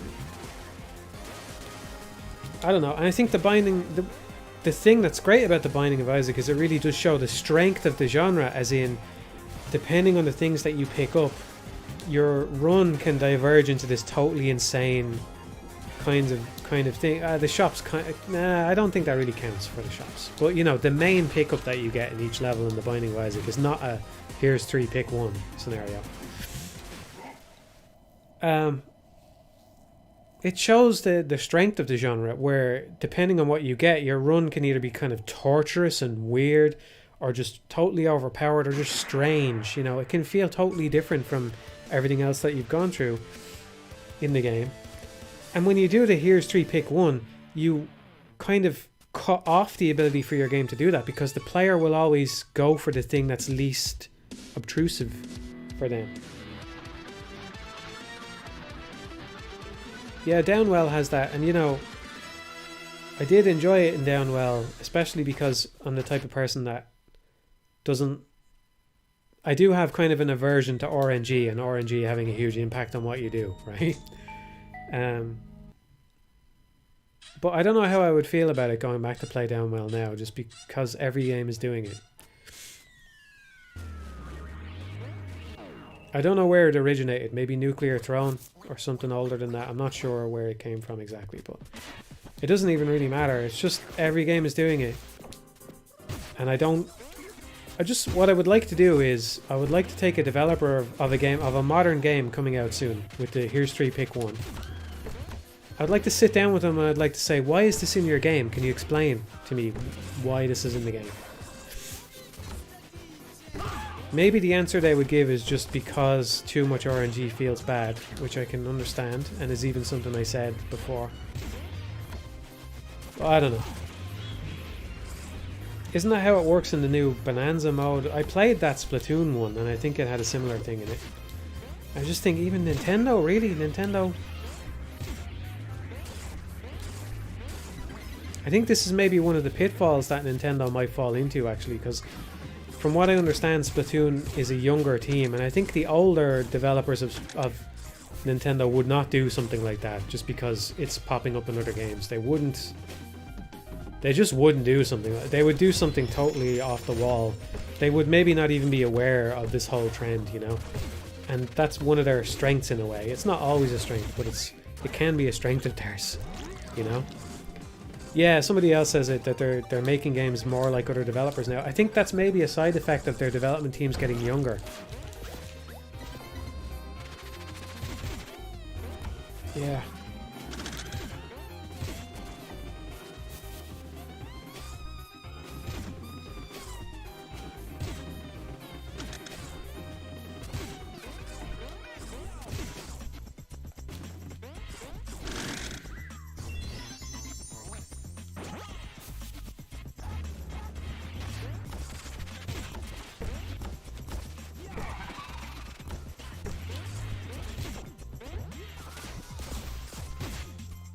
Yeah, I don't know. I want to see them retain that weird energy that they have a lot of the time, you know? I understand, though, if you're... I definitely understand it if you are one of those young developers who works at Nintendo, because you're probably thinking it's a very prestigious position to be in and you really don't want to fuck it up, right? So you want to do things that you think will work, and in order to do that you want to look at what other people are doing and maybe do something similar to that. But that's not what has made Nintendo successful thus far. So I think maybe a bit more introspection is needed there, or a bit more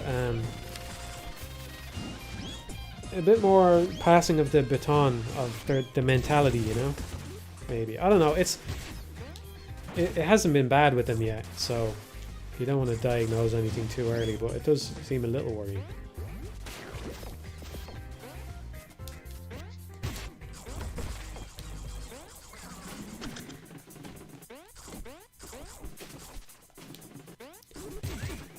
Yeah, I think I talked about this before, but in a way I kind of admire outsiders for their ability to just do things without knowing whether other games have done it. I actually kind of did that with Logic Bombs, because once I knew I was making a logic puzzle game, I stopped playing them, right? Because of all the genres that I've played, I haven't played that many. I have played some, but I haven't played that many. And it was kind of a worry on my mind, I thought. I got a bit into the development before I decided, you know what, you should really go and check and make sure that this isn't a game that already exists somewhere. So there's a company called Nikoli who does a bunch of them. And I had to go and check and just make sure that there isn't one that's exactly like Logic Bombs on the list of Nikoli puzzles, you know? But I wouldn't have known offhand for sure. And I'm not sure, maybe that paid off, because maybe... There is one thing in the game that from the logic puzzle games I've played, I think it could be in other games, but it's not. And maybe I had that idea because I hadn't played very many of them, you know. It's an idea that could have been in Dungeons and Diagrams, for example, and it's not. And maybe they thought about it and they just decided it wasn't a suitable idea for the game. It kind of does suit Logic Bombs more than something like Dungeons and Diagrams because of the way everything is so number orientated in the game, you know. I'm talking about a certain number that you see on the bottom and on the right after a while, you know. I'm trying to keep it vague. There's a certain number that begins appearing, and that in principle that could apply to a lot of logic puzzles, but I'm not aware of it being in other ones personally.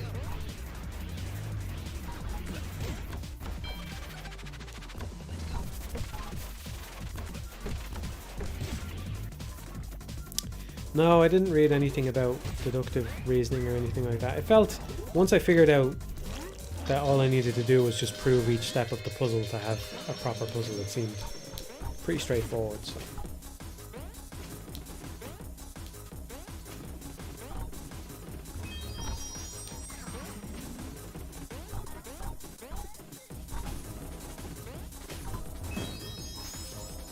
Yeah, maybe there is some other game with something like that in it, yeah.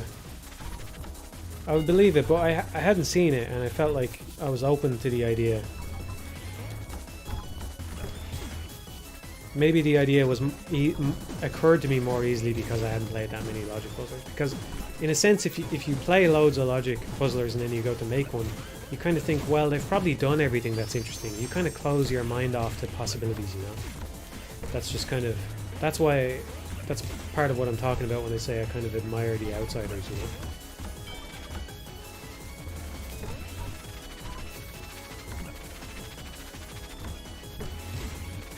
But yeah, I think it's too late for me, so I don't know if I said this before, but I think it's too late for me to go down that route, so because I've already played so many games. I don't know, maybe I could do it with a shmup as well, because I haven't played that many, or a fighting game, but I'm pretty much out of other genres that I could do this to. So my hope is just to play so many games I somehow come out the other side.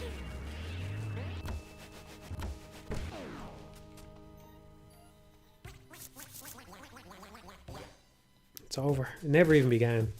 Never even began.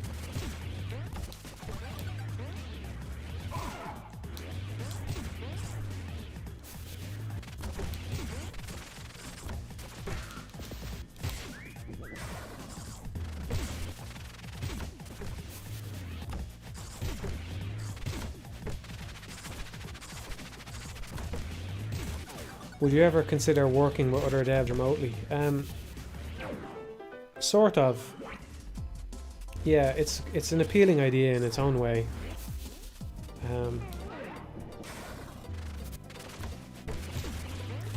I don't know, I like the level of freedom that I have now.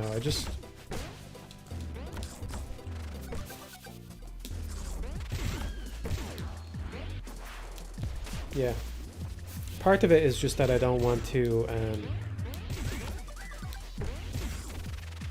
I want to maintain the level of freedom that I have to say and do whatever I want, you know?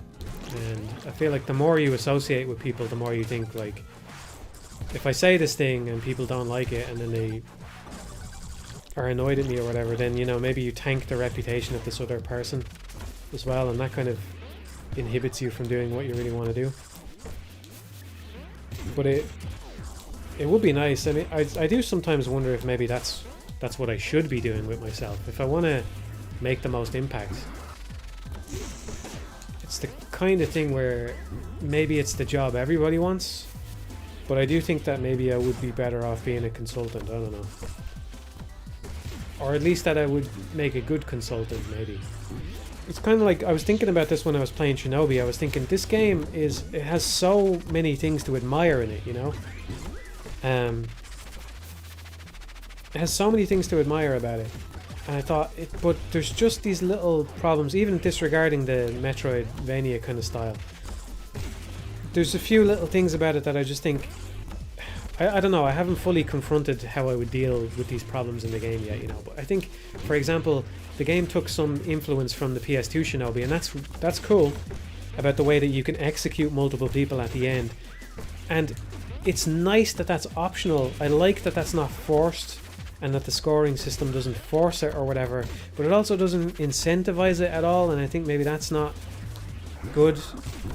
You know, maybe the system they have right now is good, because what it seems to do is it seems to take your highest chain execution into account, and that's a way of making it so that the strategy is useful and something you want to do at least once per level, but it doesn't become something that you feel that you have to do in every encounter, right? But at the same time, the scoring system is just totally opaque. Well, apologies to the developers, because I probably shouldn't have even mentioned the scoring system, because it's something you unlock after you beat the game, but it's not really that big a deal, I suppose. There's an arcade mode that you beat after you... that you get after you beat the game, so apologies for that. But, you know, I just think it's so... there's so much there, but could we make it 5-10% better and really push it over into a new thing? And maybe it could be done with just some small tweaks, you know?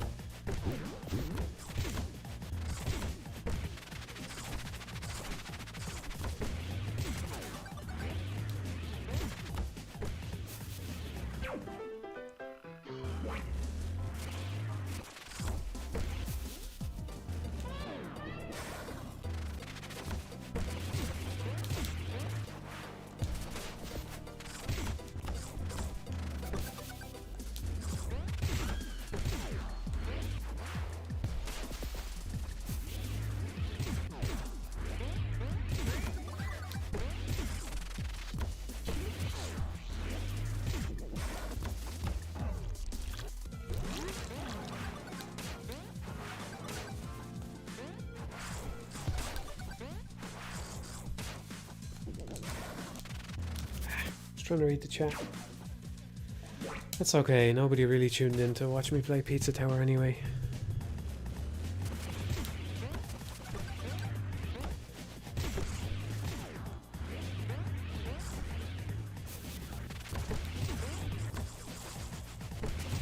And the final boss in Shinobi on the PS2 is fucking...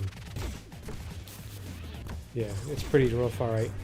I think I actually got it in not that many tries, but I remember thinking, this feels like a complete fucking fluke, man. I'm glad this didn't last any longer than it did. I can't even remember what was so bad about it.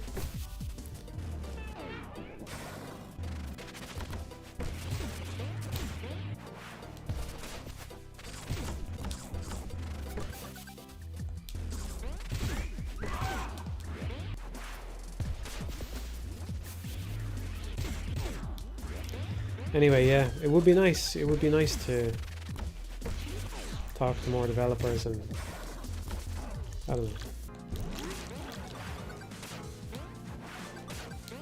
I just think in the long run this might be the best path for me. I don't know.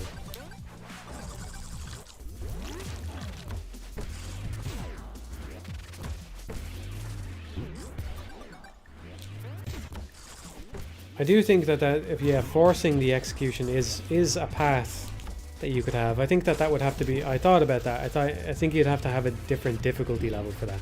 One where you're forced to do the execution on every enemy.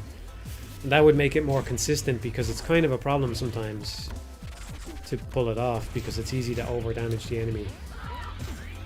I was using, because I like doing it, I was using the ones that build up execution meter, but even then I was accidentally killing enemies more often than I would have liked. Now I'm sure you can get better at that. I've only played the game for about 12 hours or something so far, so I'm sure I could get a lot better at keeping them alive to get a big chain execution off. But I wouldn't want the whole game to be about that, you know? Still, I just felt... yeah. Just feel like a few tweaks. But, you know, I feel that way about a lot of games. I mean, I made that Wonderful 101 mod. That's a few tweaks, you know? So...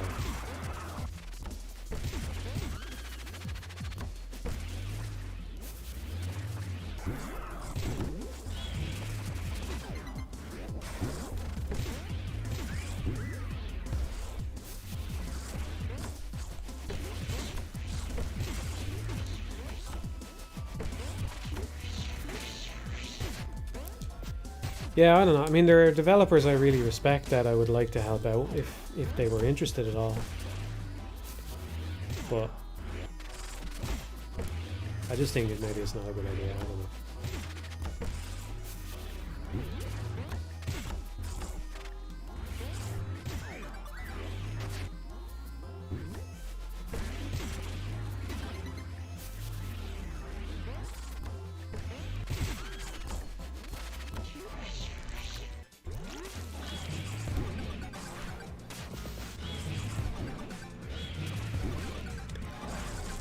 I haven't thought seriously about making an arcade puzzler, but I do like some... well, I suppose it's not really an arcade puzzler, but one of the games that was kind of on my mind when I was making Logic Bombs... yeah, I probably shouldn't talk about it too much, because like there's some things that I would like to get my thoughts more in line on and explain them more in a video format. But one of the things I was vaguely thinking of, very vaguely, was Fire and Ice on the NES. I know that must sound strange. It is a bit strange, honestly. And Cooler World, you know. Cooler World as well was on my mind a little bit.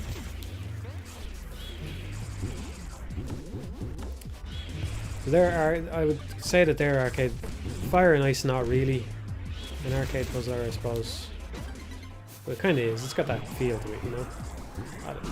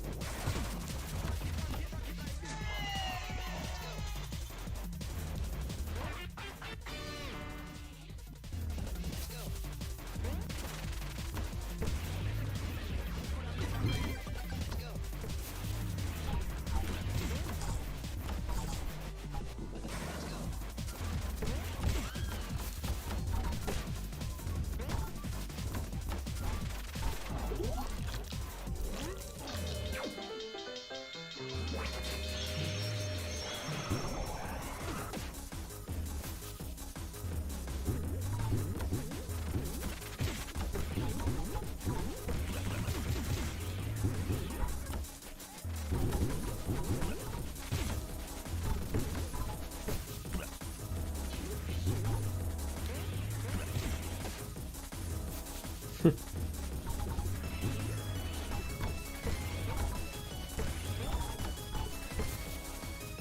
there a game out there where you think this is such a mathematosis game I could have made this? That's an interesting question. I don't know. I don't know.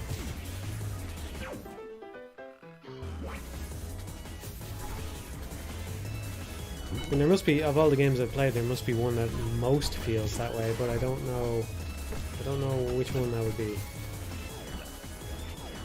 It's interesting.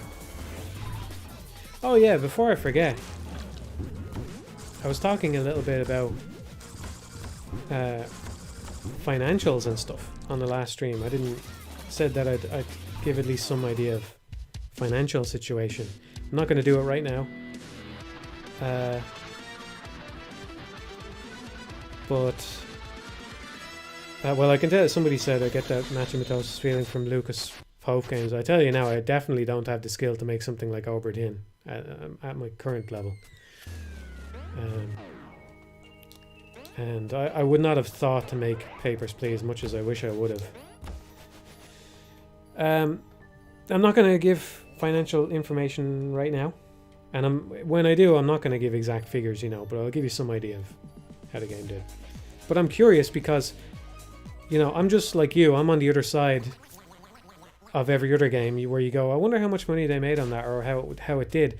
But now I know and you don't know.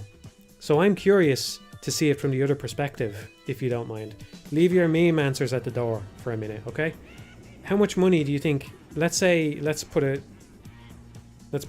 figure on how much money I get, right? So subtract the Steam cut. How much money do you think Logic Bombs has made so far? And please give me real answers. Leave the meme shit aside for a minute. How much money do you think I made so far?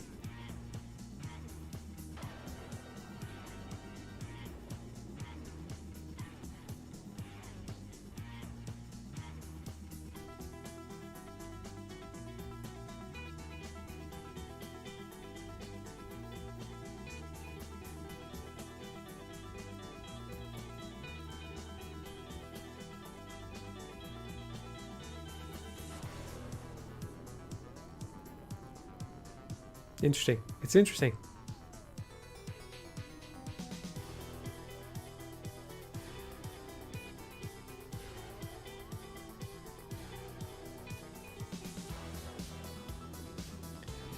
Interesting answers. Interesting.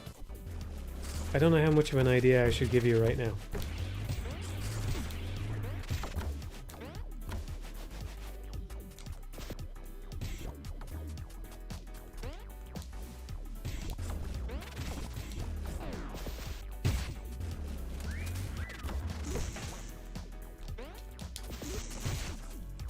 I don't know, it's a bit weird, a bit lurid to give you an exact figure. I don't know the exact figure anyway.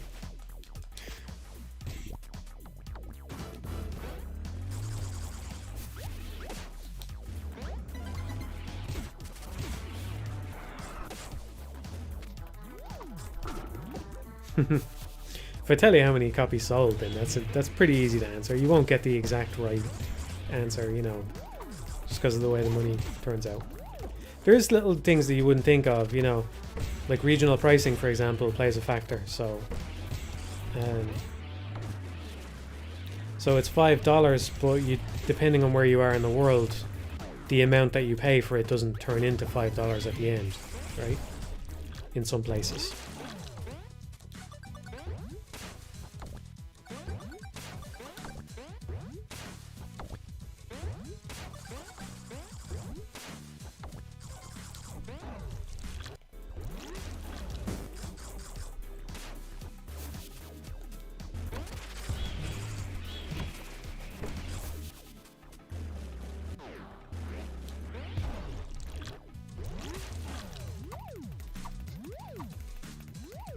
Okay, I didn't go through all the responses.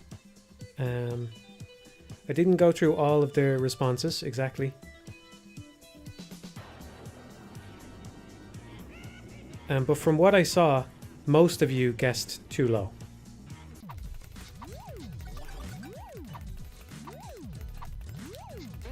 Most, but not all.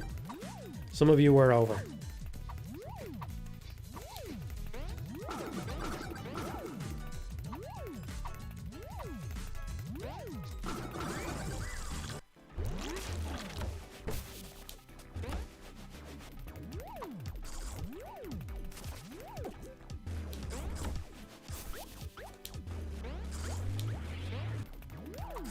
I'm a logillionaire. I'm a logillionaire.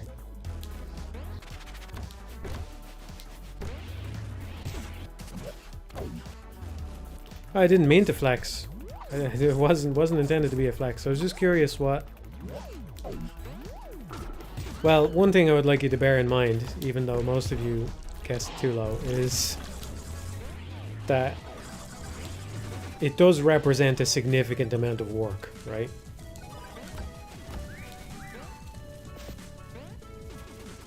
And I'll talk more about financials later. But it does represent a significant amount of work. So you think about it as... I think maybe the reason why you might guess too low is you think about getting that amount of money in a short span of time. And, I mean, it feels good, of course. But it's not... The money is not for that short span of time, right? The money is for all of the time that was spent working on the game before that. So you have to bear that in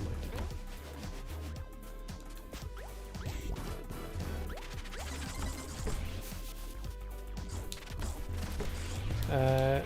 Someone says, I guess low because a bunch of us got the game for free. It has sold more than I gave out copies. And I'm not sure exactly why. I mean, there's still time for them to do so, but only about half of patrons actually claimed their copy. Some of them probably bought it. Some of them will probably never claim it because they don't have Steam. Some of them probably don't even know that they got it. Maybe their Patreon is still active and they don't even know somehow. Like they don't check their email or it's going into spam or something like that. There's all kinds of different ways that these things work out.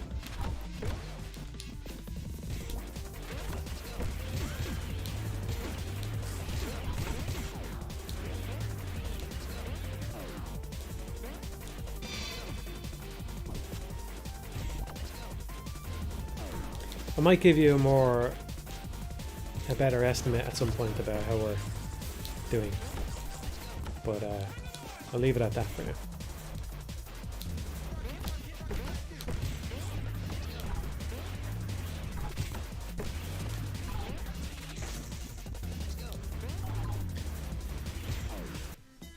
Hey Matt, what portion of players do you think purchased and weren't fans of your YouTube don't know you from there? More than I would have guessed before launch.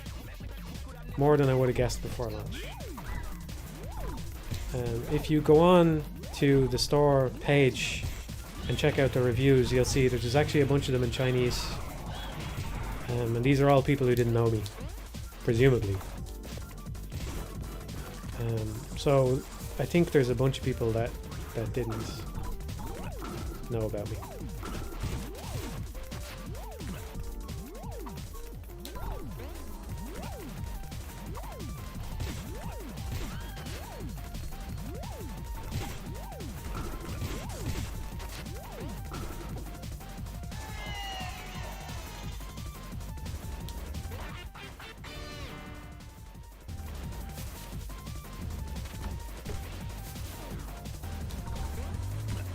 I would say if you're trying to guess the amount, I haven't looked at what it says. I think I looked sometime a while after release. But you know, I've checked out SteamDB for other games and just taken a look for various reasons, whether they're being updated or whatever.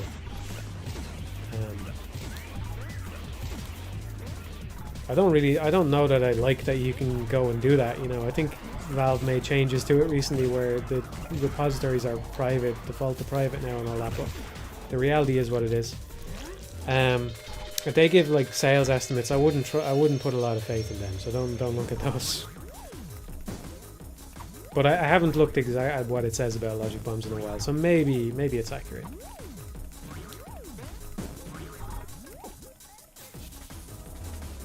I do think logic bombs is atypical because I feel that people were more inclined to review it. Like one of the ways that they estimate revenue is going based on the number of reviews that the game got, and then using that to extrapolate how many people likely bought it. But I think Logic Bombs is a little atypical in that probably people were more likely to review it, right? Because I have fans who know me from outside the game, and if they enjoyed the game, they wanted to leave a positive review as support, which I appreciate and all.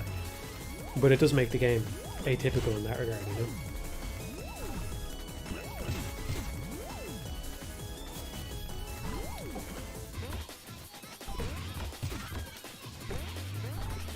Switch port, I'd pay $10. Yeah. If I do a switch port, should it be $10? It's not really in my hands. It's in Nintendo's hands whether or not I can do a switch port. Somehow I don't think that would fly. Actually, I don't know. I suppose you're allowed to do that, but I don't know if you would be allowed because of Steam. But maybe that's... I don't know what the rules are. Fellas, can you break an NDA if you have no idea what you're talking about? Because I don't know.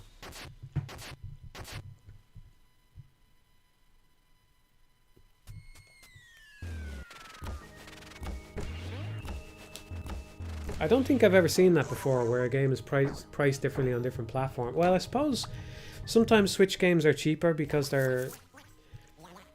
Are they? Because they're like graphically less intense or whatever? Or am I making that up? Yeah, there are games on Steam that are pricier on the eShop. I didn't know that.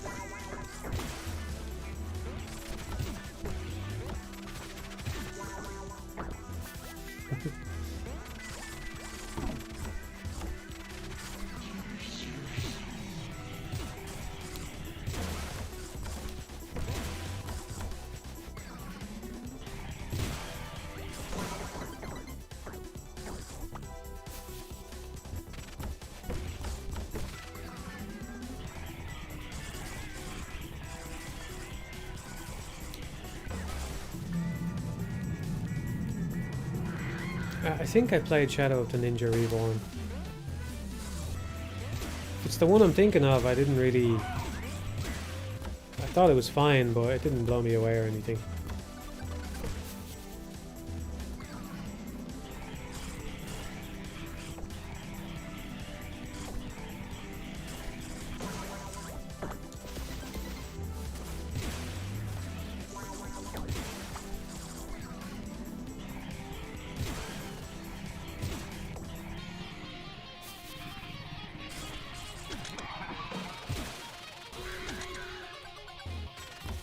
Oh yeah, I wanted to say thanks.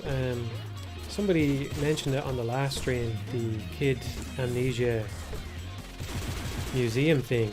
I forgot about that and I never played it, so I decided after that stream to give it a look, and I enjoyed it more than I thought I would. Pretty cool. There's definitely some cool effects in it. And you would think, well, I don't know if everyone would think this, you know. just because it's associated with a band, you kind of expect it to be much more about the music and maybe not so much about the audio-visual experience and stuff. But there was clearly some people on the team. I think it was done in collaboration with Epic. There was clearly some people on the team that really knew their shit in terms of, you know, graphics and just creating cool visual effects and stuff, and they put it to use. So that was cool.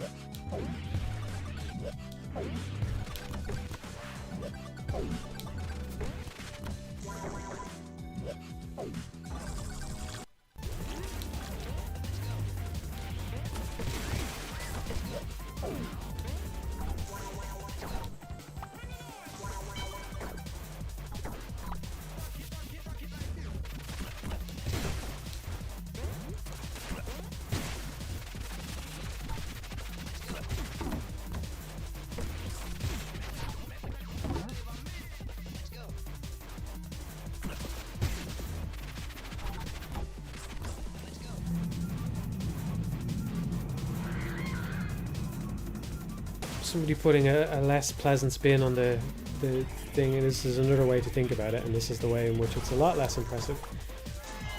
Matt, did you make up for the cost of living across the development time? If I did, not by very much, I think that's probably about broke even on that, I don't know. But the upshot, of course, is that even I don't always have it switched on. I do pause, although I didn't pause that much last year, but I've paused a lot this year.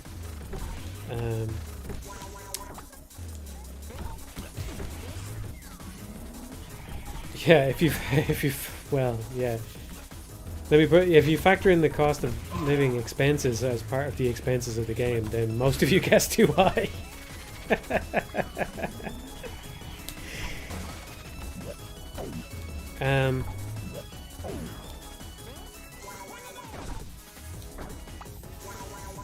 What was I going to say? Well, yeah, another thing though to look at it, to look on the bright side again, is I have patrons, right? So in that sense, the cost of developing the game was covered as I worked on it, and so it kind of came out at, I don't know, at break even, right? It was kind of breaking even as it came out, or maybe a little bit negative. A bit negative, I suppose.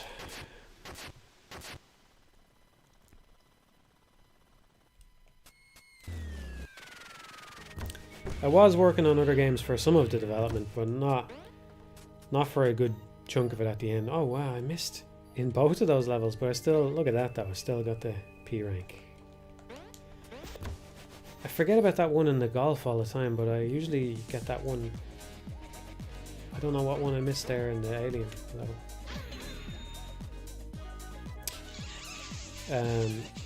Yeah, after a while it was all logic bombs, so. But I have done engine work that will hopefully contribute to future projects, maybe.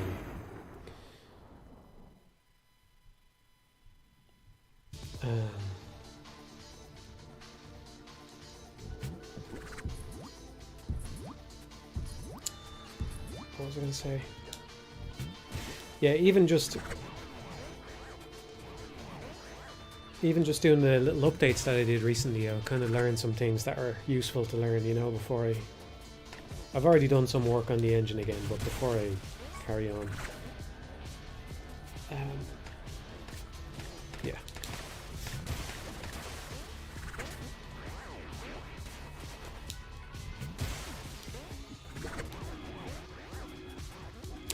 When you have no experience and you're going it by yourself, things take a while. There was nothing in the game, in Logic Bombs or in the engine demo that I did that used... There was no shaders that required 2 textures. So I actually had not confronted the idea of putting a second texture into a shader before. And that, it's not hard when you know how to do it, but of course you have to learn and make sure it works right and all that. There was another thing, like, there was no post-processing shaders until recently. I did that work as a way of doing the shimmer effect that I added to the game. I ended up doing it a different way, but of course now that I've done the post-processing shader work, I know how to do it, you know. I'd like to carry on with my own engine for future games, but we'll see, because it does add some overhead, alright?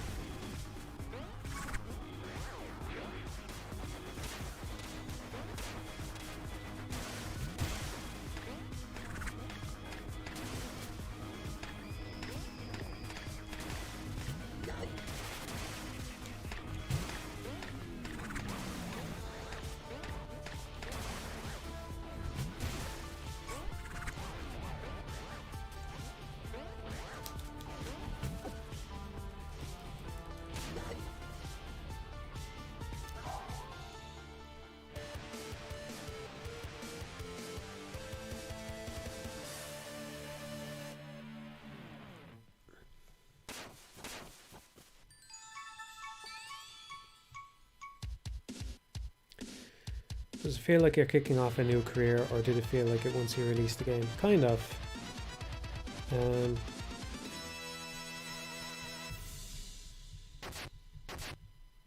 Kind of. I suppose we'll see how it goes.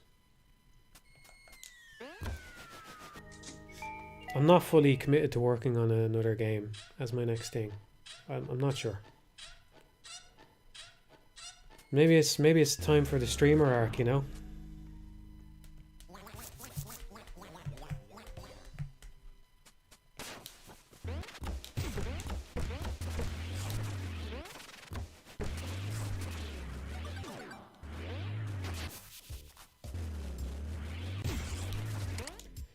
Do you have any thoughts on the CEO of Nvidia saying that soon we will have games where every pixel will be generated by AI?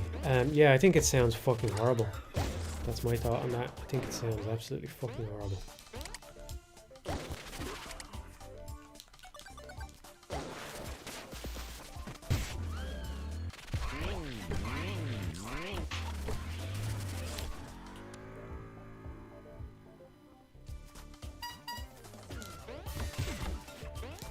Also, by the way,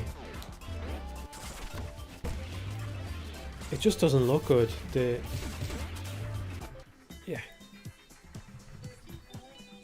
Yeah, you can say whatever you want.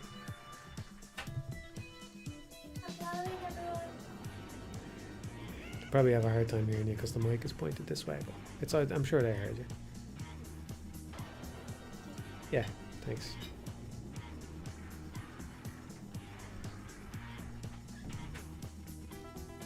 Said happy Halloween.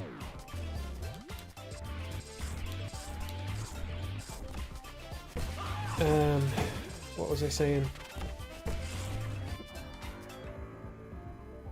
Yeah, we were talking about AI. I mean, I have a bunch of thoughts on this. There's some of them I want to hang on to because they're a little hard to... Yeah.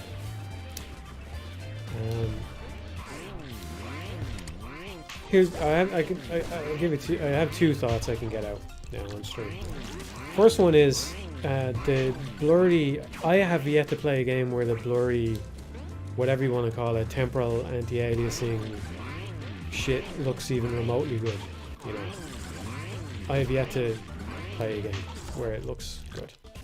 You can always see it. It's just blurry smear shit all over the game. I don't get it. I don't get how people look at this and go, look at what an improvement it is. Anyway, I'll give you a far I don't think I'm going to say anything genuinely new on that, other than just like people are in some kind of mass psychosis about the fact that this somehow looks okay, when it clearly doesn't. It doesn't even look remotely okay at the minute. I have yet to play a game. Granted, I only play graphically intensive games. I only play PS5. I don't have a PC to play graphically intensive stuff on at the minute, so maybe the PS5 version is just bad in its own way, you know. But it hasn't looked good in any game that I've played that has it. So there's that, first of all. I'll give you a far more bizarre thought though, which I've yet to see anybody talking about. I think if you're a programmer, it's very hard to believe that computers could have some kind of consciousness in them. But because when you program something, you say, you know, you tell it exactly what to do, and there's no room for it to do anything other than what you told it. And I'm not sure that magically goes away just because you use a neural net, but it's interesting, right? That they're using techniques that are patterned on living beings, essentially. And it's the kind of argument that lots of people have their own opinion on, and I think some people just kind of don't get it. I don't mean that in a rude way or whatever, but I think some people just don't see it the same way, and that maybe if you could sit down, you would get them to get it. But I feel, at least, that we don't actually know where consciousness originates from, and there's something a little bit disturbing about the idea of patterning computers on minds and then calling them neural nets and saying that they're neural this and neural that, and then just saying we're going to get that to like upscale games or whatever. It's not that I don't believe, like, say you get this neural net thing to run Doom, right? I don't believe that there's actually some kind of conscious experience in there that believes it's in Doom just because it's being asked to render the graphics of Doom or something like that. But I'm not 100% convinced that there's nothing in there, right? That there's nothing in there either. And I find the idea of that kind of disturbing. I think if I had to bet, I would say that traditionally programmed programs are much, much less likely to be conscious than things which are patterned after what we believe to be conscious beings in the real world, right? Human beings, obviously, but even stuff like animals or whatever, we all kind of have brains that are more or less, you know. And so I think there's something kind of disturbing about that they don't want people to think about. Again, it's not, I don't believe that if there's a consciousness in there, it doesn't have the ability to reflect on its own experience maybe in the same way we can, but it doesn't mean that there's nothing in there either, right? I'm going to talk a little bit about Soma, okay? I'm going to spoil something in Soma. If you haven't played it, it's an interesting game. It's probably my favorite frictional game from that developer, so there's that if you want to take that as a recommendation. It's basically a walking simulator, and I'm not all that fond of that genre, but you know, as far as walking simulators go, I do think it is one of the better ones, maybe the best one I've played. But I keep thinking about, when I think about neural nets and stuff like that, there's a part in Soma where basically there's a program of a guy and you need to get a password from him. So you turn it on and you try to interrogate him and get the password, and he doesn't give you the password because you make some mistake. He gets scared because he realizes he's in a simulation, or you say something that gives it away, and so you have to restart the simulation. So what you do is you just switch him off and you just reboot him and start all over. And it's just basically, you have every reason to believe that if this thing is conscious at all, what you've done is just killed him and instantiated a new version of him to get the thing that you want, right? To you it feels like just flicking a switch, but actually what you've done is you've killed something, right? Or at least if he's conscious, you've killed something. It's a question of whether or not he's conscious. But again, a major spoiler for Soma here, given the perspective of the character that we assume, it seems safe to guess that the things in the game that appear conscious are conscious, that we can take that, because otherwise there would be no reason to play as the character that we play as. Anyway, you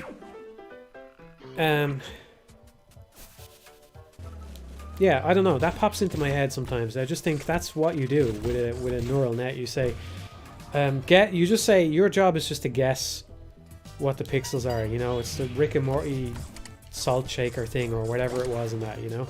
Your job is just to guess what the pixels are in between these other pixels, and that's it. And when you're done with that, you pop out of existence again. I don't know how much I would bet that that's what's happening, but I think the benefits of it would have to be a lot bigger than they are now for me to be more comfortable with it, you know. Because on top of that being something, like, maybe the chance of this being what's actually happening is 1% or something.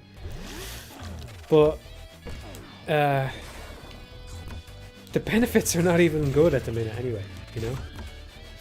I don't know. Maybe with the PS6, you know, Mark Cerny seems, he's a very smart man, he seems convinced that this is the only way graphics are going to advance, and maybe he's right. Maybe that's going to blow everybody away. Be a generational leap in a way that we haven't seen in a while. Somehow I kind of doubt it, but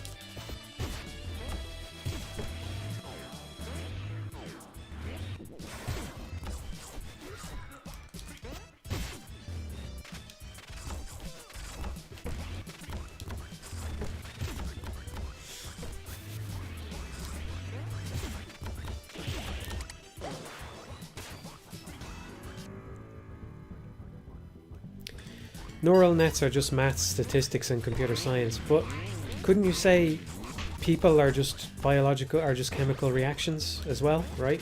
What's the difference? What is it? So are we saying that if the computer was made of meat, then it can be conscious, but if it's not made of meat, then it can't be conscious? I don't see any reason to believe that, personally.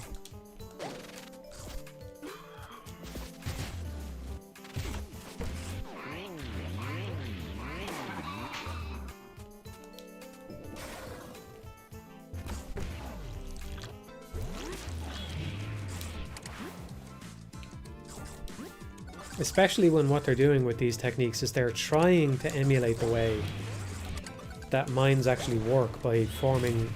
That's why they're called neural nets. They're trying to form connections between different ideas and stuff, you know? Oh, I don't believe LLMs are conscious. I'm not saying they're... Or at least, I'm not saying they're conscious in the way that you or I are, or on the level that you and I are. It's a difficult thing to describe.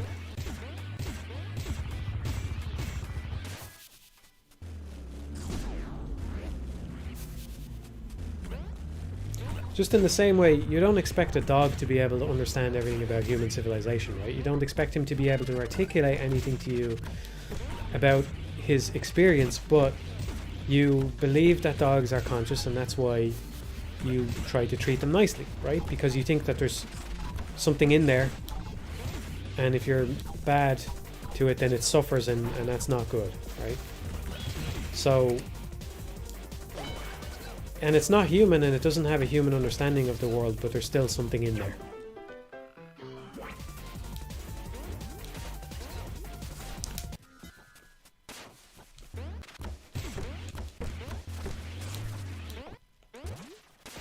For what it's worth, since I've gone off on this thing, and I know some people will be confused or just annoyed, or I don't know, maybe not annoyed, but you know, think I've gone mad or something. I actually am. I am also. I think it's just as plausible and just as concerning that these AI systems will take off and there's actually nothing in there, right? And that people will be replaced by machines that actually are not conscious. I think that's also a concern that's worth worrying about. So I don't have a really strong position about whether or not they are conscious. Just that I think people should be open to the possibility that it's one or the other, you know?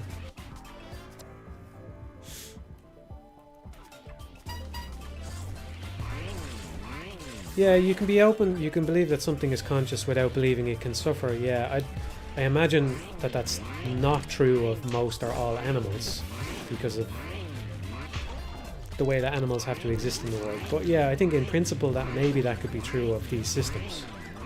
Still find it kind of disturbing though. You know?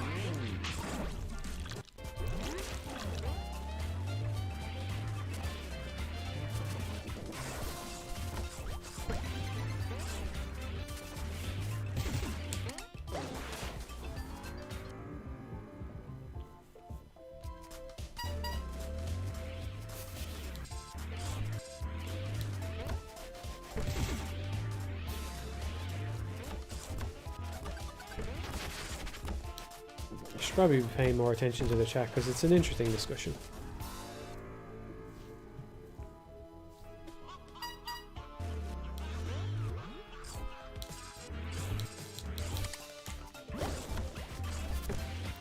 See, then picking up what you're saying, Barry, about going back to the idea that they might be conscious but not suffer. That gets into a very philosophical kind of debate then, right? Because there's a question of something like, okay, so they don't experience suffering like the way you and I would, where we can be in pain or we can have mental anguish about the way that our lives are or things like that. But maybe regardless, you can adopt a sort of philosophical worldview that says it's still not right to bring them into existence just to do something for your sake. Because you can kind of imagine if the tables were flipped. I suppose it's not all that different from the whole argument about, imagine you have robots and the robots are conscious, but they're all programmed to really like being slaves, you know? Is that wrong?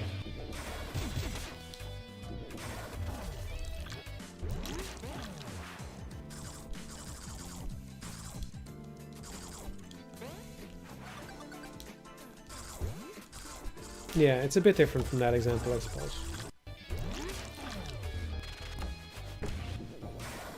I did not use Copilot or any other AI tool. Personally, I don't want to. I mean, I made a Game Boy game, so I'm not really following trends. Although there's a lot of Game Boy games actually nowadays, but personally, I'm not interested in the idea of using those tools. Would prefer to make and play things that are more handcrafted than that, you know?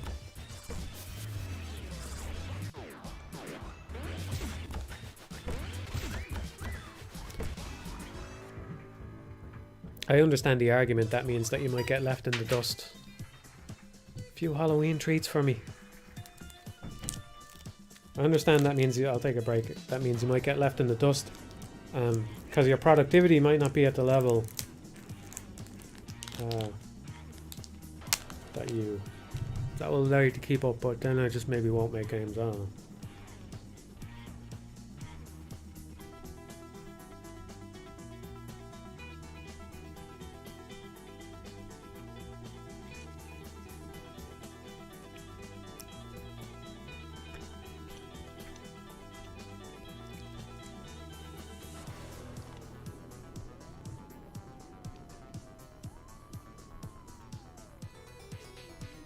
I don't know if there's any reviews of Logic Bombs that stick out.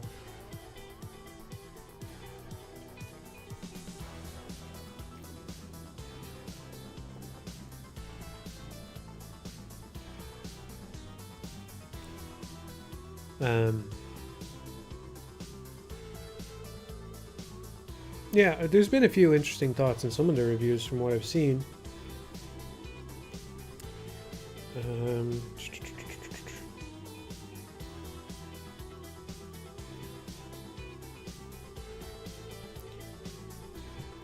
I think I kind of addressed the main complaint about the game right now. It took me a while to feel comfortable with it because, I don't know, man, I really didn't want to make changes to the game right when it came out.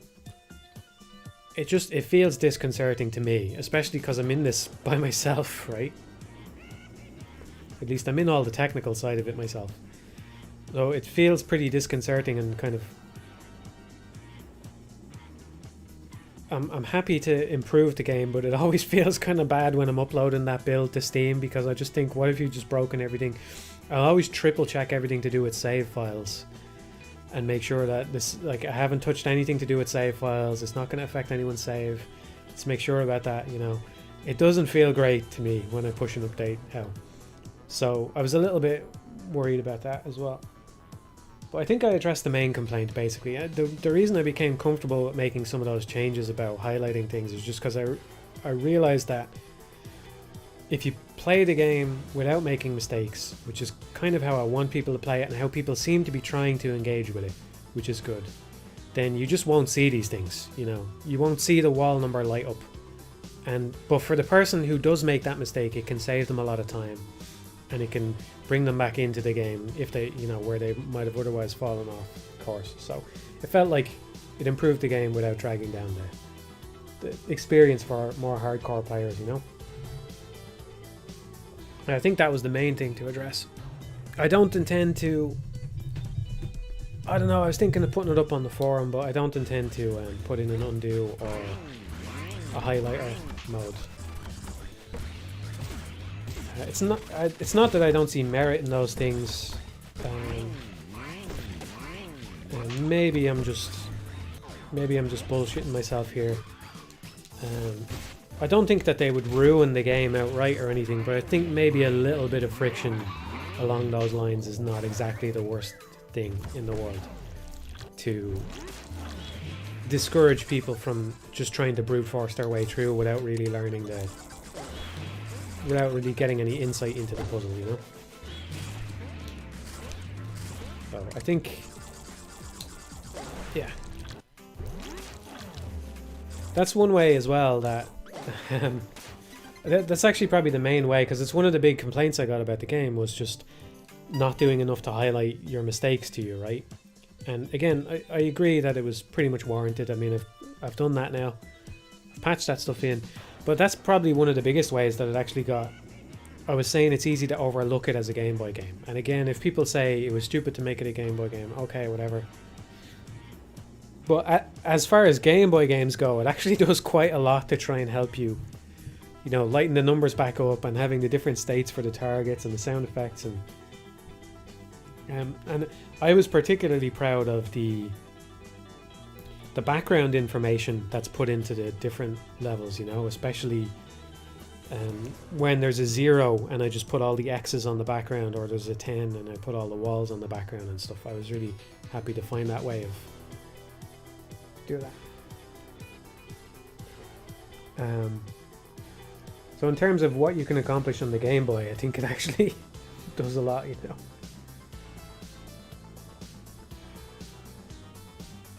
Drinking some tea here, so I'm going to mute myself for a second.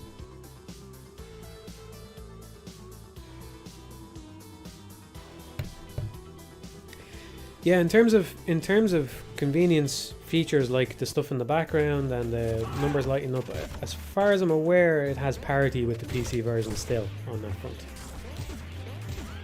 And the PC version has been sacrificed a little bit to keep that parity, you know. We could light the numbers up in red if you go over instead of just lighting them back up as white, but yeah, like I said, also it's a bit of a maintenance headache having the different themes and the different modes and all that.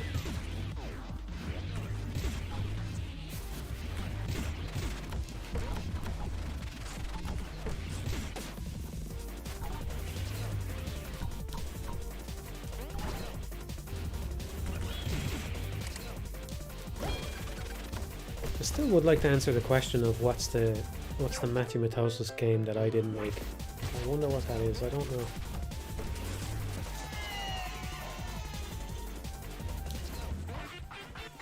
What's chat think on that one?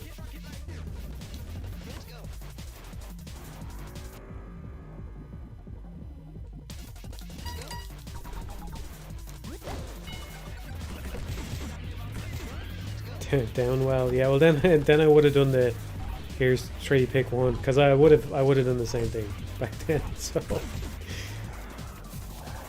devil stored, you sly devil.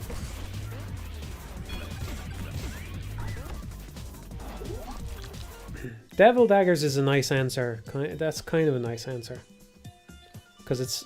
I couldn't have done that when Devil Daggers came out, but even though I haven't made a 3D game, I think I could probably do Devil Dagger. I could probably do a 3D game in my own engine at that level now. Because it doesn't have terrain, it spawns in enemies. I think I could do that now. It wouldn't... I'm sure there's things that I would get wrong that Devil Daggers got right. But it's more so having the idea, you know?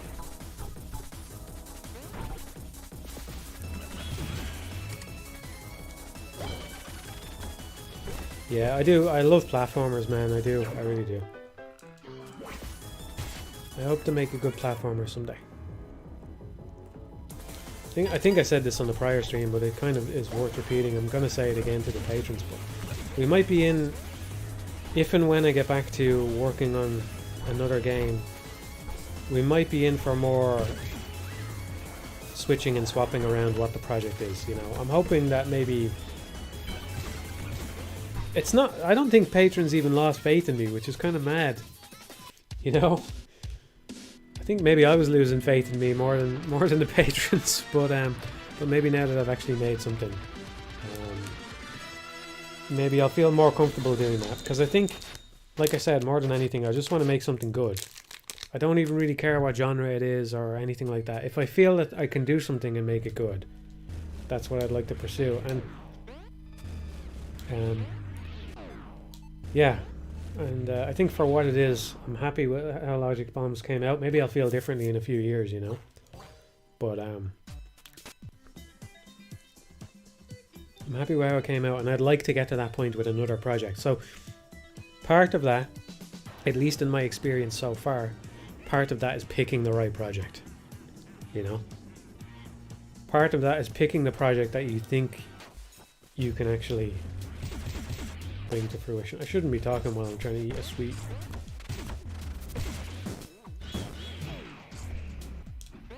I'm not a big fan of mouth noises. I'm gonna mute myself.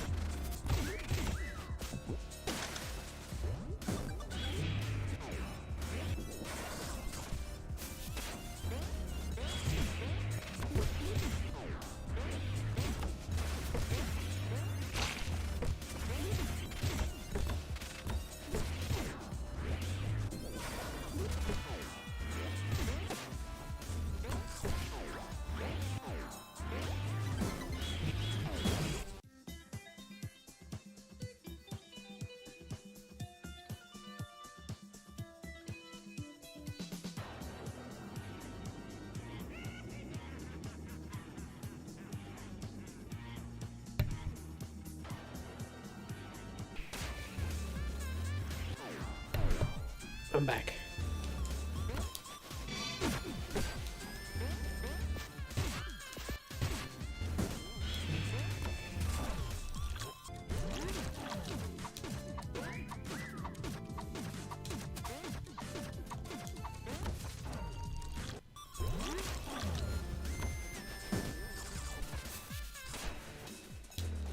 We're going 1 more hour maximum. We're in overtime now. We're going 1 more hour maximum. I fucking mean it. I know I always go too long. I'm going too long now.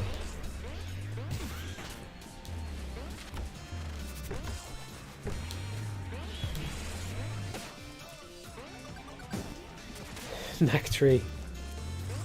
Hey. Don't doubt me. Don't doubt me. I'm buying the rights to Knack when the stream ends. They're going for about $50.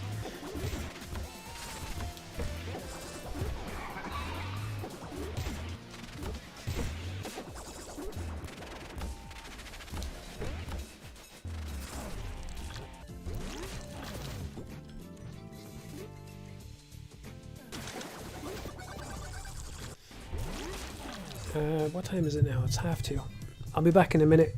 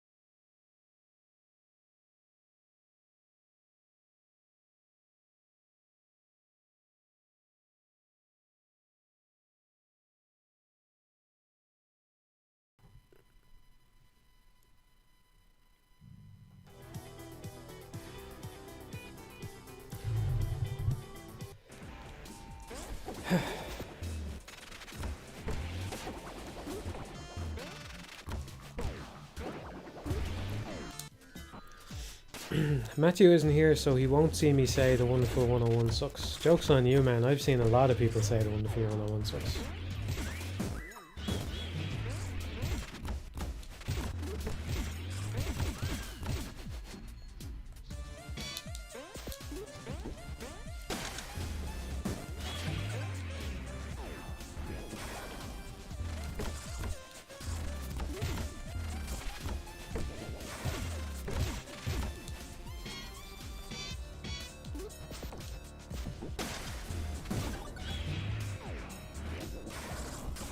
Oh, I didn't know that. Man, I always aimed for that block in the middle. I never knew that those other blocks break as well. You're in no danger of hitting the fucking ceiling here.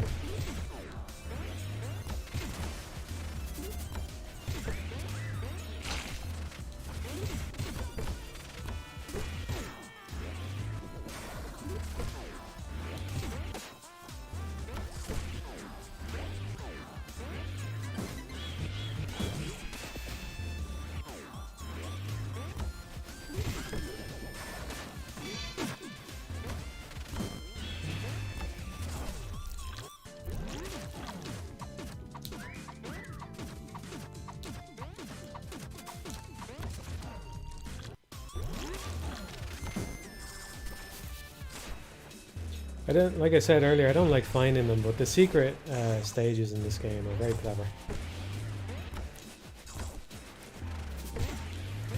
Well, they're usually clever. I mean, they make good use of the mechanic. You know, there's always something fresh in every single one of them.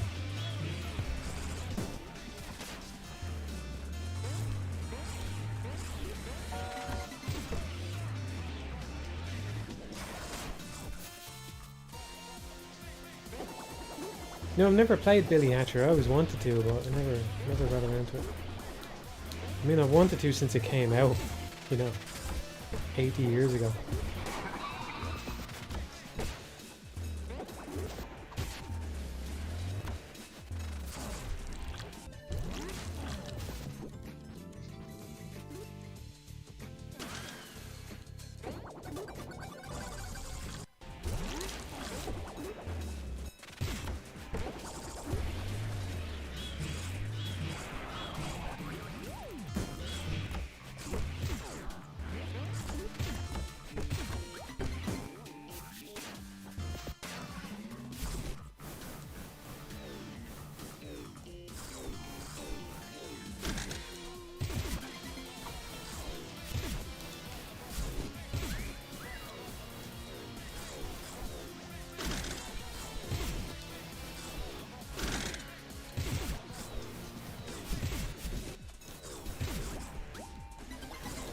This is if I could steal one of Peppino's power-ups and give it to Noise, it'd be this one. I vastly prefer Peppino's gimmick on this level.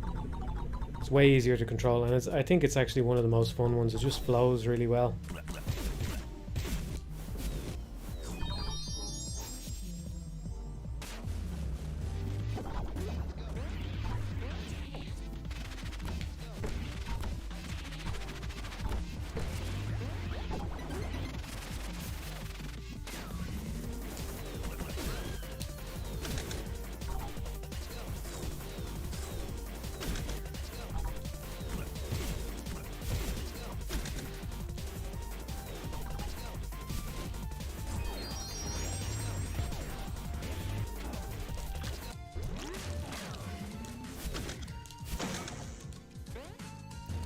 Yeah, I'm more inclined to fuck this one up as Noise. That's a shame.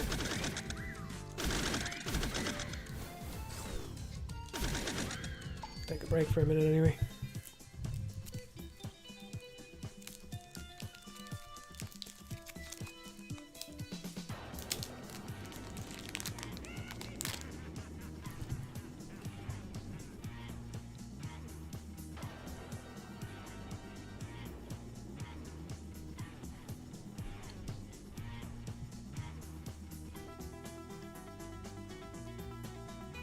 I'm kind of interested in Air Riders, yeah. I never played the first one. I always heard it was good. I know there's some people that are really passionate about it, and those are always the games I'm interested in, where there's passionate fans, you know.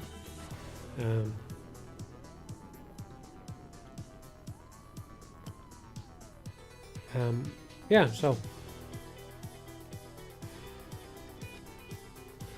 I don't know when I'm going to pick up a Switch 2, but when I do, I'll get Air Riders for it.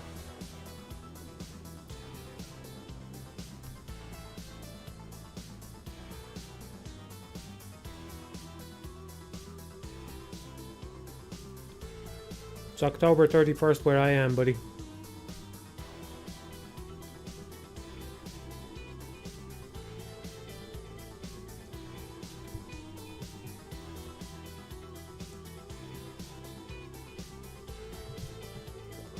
Checkmate.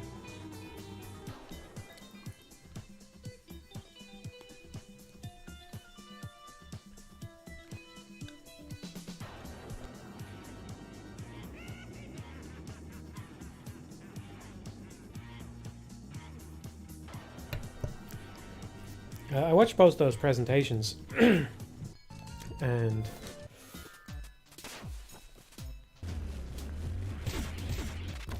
it got me thinking about different directors and stuff, because we were talking earlier about collaboration and all that, and I don't know if I'll ever be in a position where I'll have to manage people, because I don't even know how large I'd want the team to be or anything like that. And I definitely have to make some more games before bringing that to fruition, because I couldn't afford to hire anyone anyway. But I was wondering, you know, if that happens, it's interesting to think about, because it feels like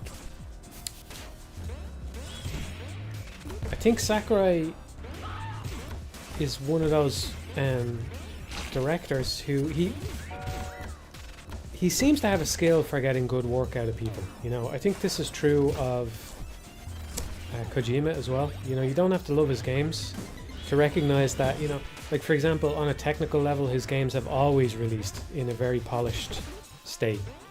All of Kojima's games are always very polished in that way.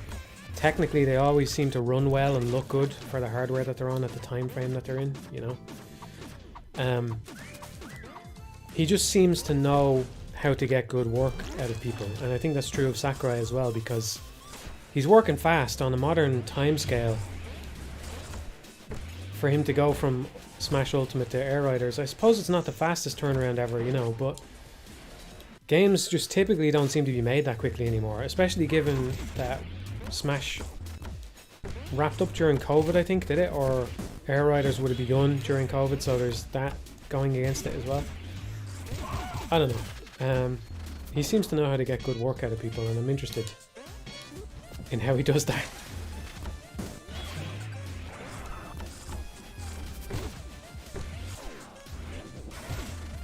Yeah, Ultimate was early on the Switch, but they were working on DLC for it for a long time. Yeah, and he did all that YouTube channel. Yeah, he's very productive.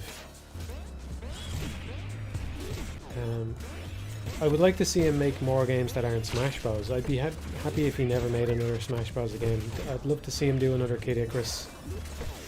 I don't think they should bother porting Uprising when they could just make a new one, which is probably what Sakurai would prefer to do anyway. Who knows? But yeah, I'd love to see him make a new Kid Icarus, or revive some other kind of old IP in an interesting way, just like he did with that one.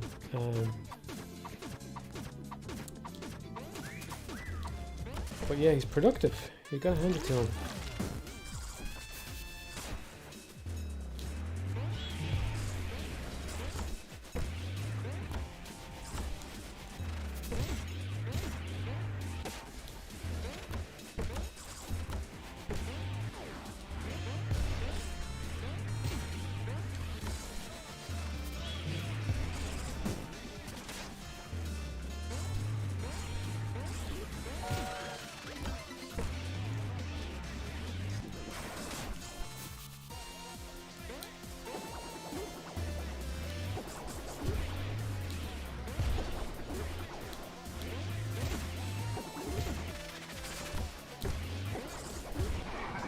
Yeah, he talked before about how he makes games that he doesn't want to play with Kirby and all. I don't know, I don't think... If you're already a skilled game developer and, you know, you can get paid good money to do it and maybe learn more as you're doing that kind of stuff, that's not the worst thing. But if you're... I don't know, I want to make things that I would want to play. Actually, we were discussing this privately. You know, I don't know what we call her now. The wench. Let's go back to the wench. I think maybe we should go with and co.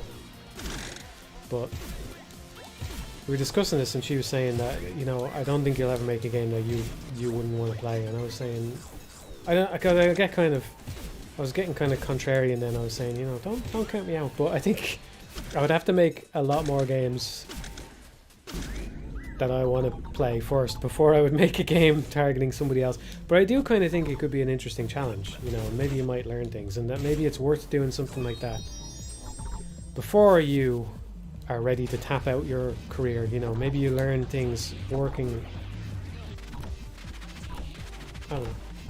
This is one of the things that's been interesting about doing the little engine and stuff that I've done and making logic bombs the way I have, is even just making the Game Boy version, right? It's gotten me more practiced with programming techniques that I maybe wouldn't have been forced to do things certain ways if I was just making the PC version. And maybe, you know, you stretch that muscle and you get better in that way. That's part of the hope anyway. And sometimes you learn in unexpected ways. I have to try and remind myself of that when I'm getting a bit annoyed at the work that I'm doing. Because so far, the worst thing about game development is that things that seem like they should be, things that feel impactful, feel like, oh, I'm going to put this in and people are going to like it, seem to come out relatively easily. And then the things that you take for granted, that you think nobody's going to appreciate or even care that this is done, but it has to be done, are so fucking nightmarishly stupid and hold you up for 2 days at a time, you know? I don't know, man. I was fiddling around with shaders the other day to try and get that new effect in on the outside of the thing. And whereas, I don't know how many of you are aware, but there was an update last week that put a nice new effect into the game. I think it's nice. Where when you finish the level, the blue thing kind of replicates across the whole level. And when I put it in, I was immediately sad that it wasn't there on launch. I felt like the game now feels complete in a way that it didn't before, you know? And I just wish that the idea was already kind of forming, is even worse about it. It was kind of there, in a sense. I was kind of thinking about how I could do this to highlight the different zones to the player, but I just didn't think to use it for just a visual effect instead. And that was easy. Like, that was relatively easy to put in. And then there's other things that just take days and they just fucking... I don't know how I got onto this topic. I was talking about learning, yeah, but at least you can learn in unexpected ways when you're working on things. Sometimes it doesn't seem all that useful, but then you get to the end and you go, well, at least I know how to do that now, or at least I'm comfortable with that now in a way that I wasn't before. And maybe I can use it again later, you know? Maybe it won't be so hard next time. There's a bunch of basic shit about, I maybe said this on last stream, but there's a bunch of basic shit about OpenGL that I still don't understand properly. Like the difference between a viewport, like the camera and the viewport, and how they interact with each other, and then how that gets rendered to the frame buffer and all. It's just kind of complicated.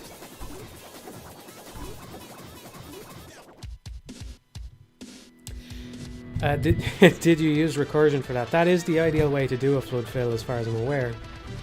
But the GBDK documentation for the Game Boy says regarding recursion, don't use recursion. So I didn't use recursion for it. I think the reason is that the stack on the Game Boy is too small to support recursion. You would run out of memory very quickly.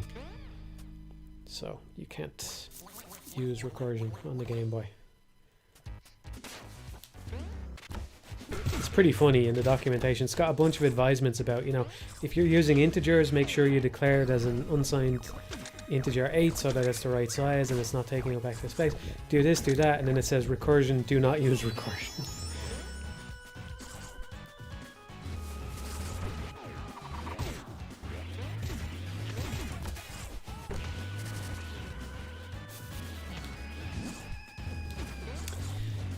Did it make me think differently about any of the games I reviewed? I talked about this on the last stream, but I did start thinking a little bit differently about aspect ratios, and that was a negative that I brought up for Environmental Station Alpha, so I would probably redact that now.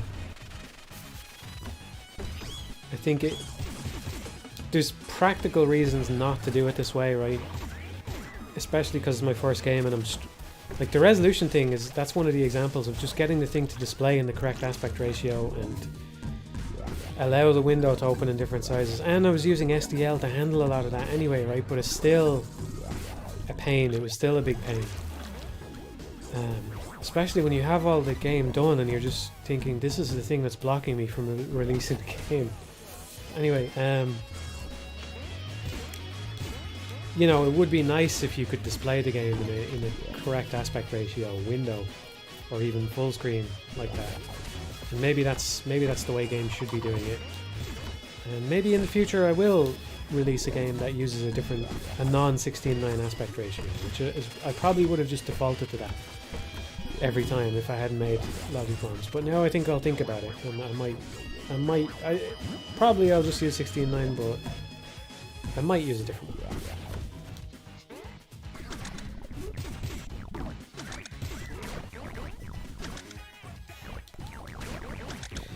you have any fave dev stories you've read in interviews? I've always admired the arcade devs in the 80s and the conditions they were in. One of them, yeah, the one that springs to mind is, I think it was, this was Jason Rubin in some interview a very long time ago. He was talking about Hirokazu Yasuhara, I think I got his name right. He's the Sonic guy. He's the guy who did the level design and stuff on the original Sonic games. And he didn't really give interviews himself, and everybody knew about Yuji Naka, but nobody really knew his name, you know? And so it wasn't him in the interview, but it was kind of Jason Rubin telling the story, and he was saying that those games were made on graph paper, basically. The original Sonic games. Basically, Yasuhara would come in and he just had this enormous sheet of graph paper and he would just draw the layout of the level on the graph paper. Which is pretty amazing. When you think about how complicated some of those levels are and stuff, you know, it feels very intricate, and especially in Sonic, the way the physics works and everything, and you get launched at these specific angles that lead you to this way or that way or whatever, you know. I thought that was real dedication. That was a pretty incredible story.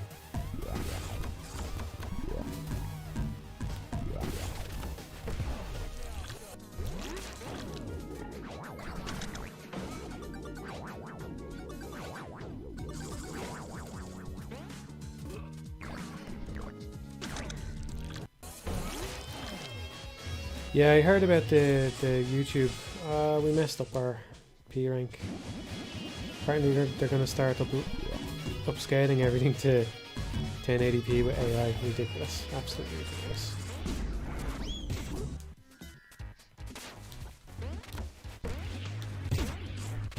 I think it's not everything they do is bad. I think the stable volume feature that they added is actually something that I kind of like.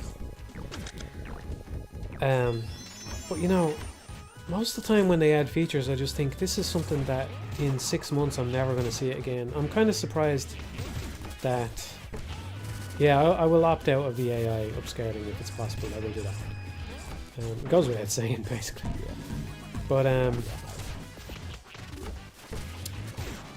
yeah, the AI dubbing thing, you know, just ridiculous, absolutely ridiculous. But the one that stood out to me was, I'm amazed it stuck around this long, actually. Maybe they'll prove me wrong on this one. But when they brought in ambient mode, you know, and I just thought, well, there's a feature that I won't see again in 6 months. Like, that'll just be gone in 6 months because it's so obviously crap, you know. Ambient mode. Just throw some horrible color on the back. It looks shitty, you know. It just looks shitty. What's the point of this?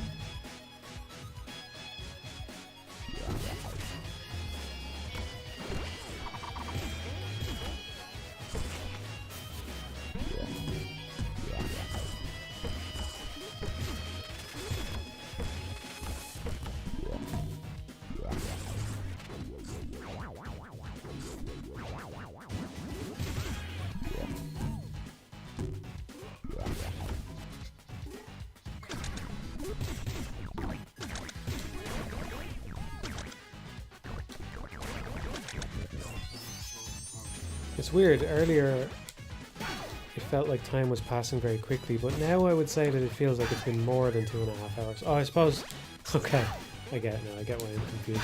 Because I've been pausing every once in a while. And I'm looking at the in-game timer. Oh, well, it hasn't been that much longer, it's been 2 hours 50 minutes.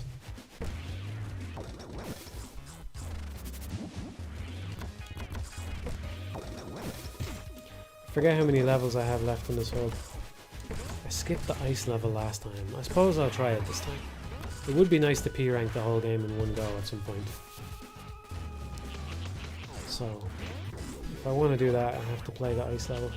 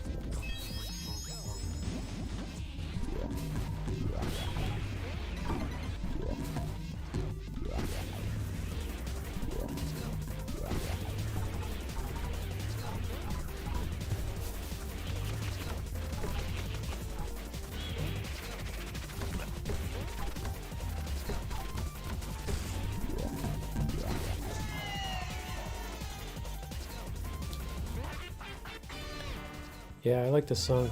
I haven't got sound at the minute, but the guitar solo is really good.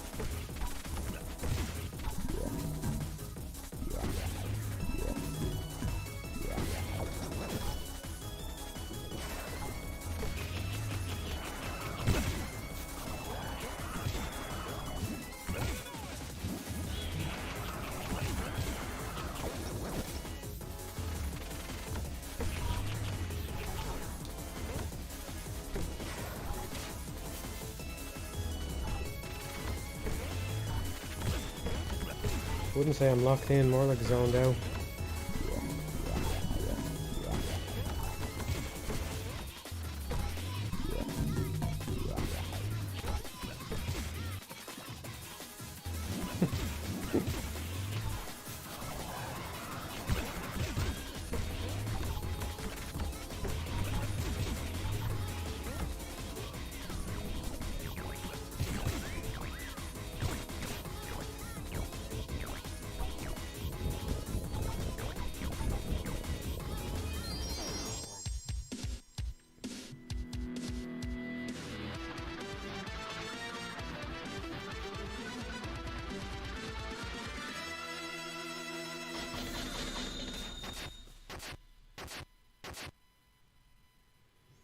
Thanks for recommending Void Stranger. I played it all the way to the end and greatly enjoyed it. Well, I didn't really recommend it, I don't think.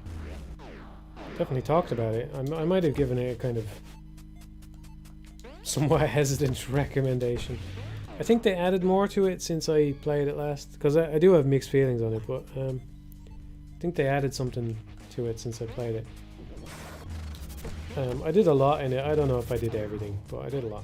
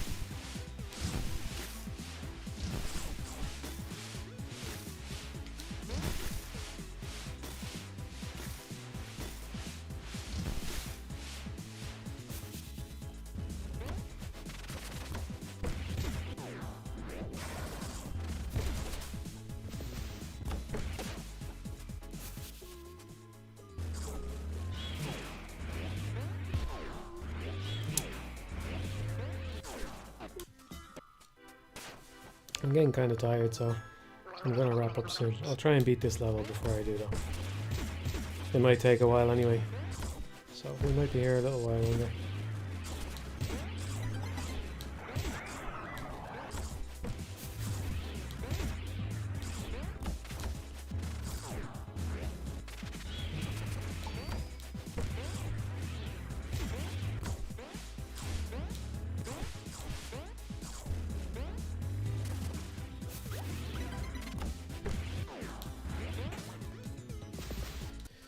Yeah, I played the DLC ages ago.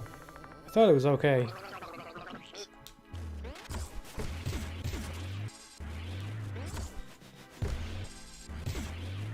This is one of the few times you will ever hear me say this, but I kind of wish that there was more story, you know? I think what I was hoping for was that it would be... Because let's face it, we're probably never getting another game in that series, you know. I was kind of just hoping for it to be a way to revisit that world a little bit and just get a little bit more, and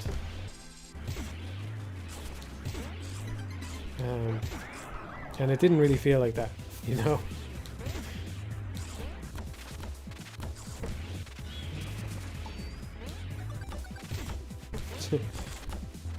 Well, I've only streamed about 3 times in 2 years, so.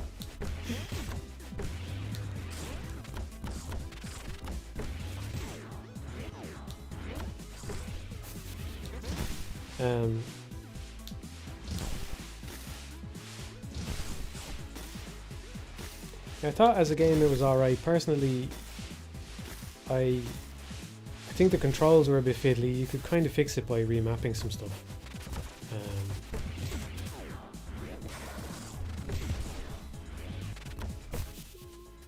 One of the big selling points of the Wonderful 101 for me was the weapon system, right? Because I just don't really like paging through menus as a gameplay mechanic.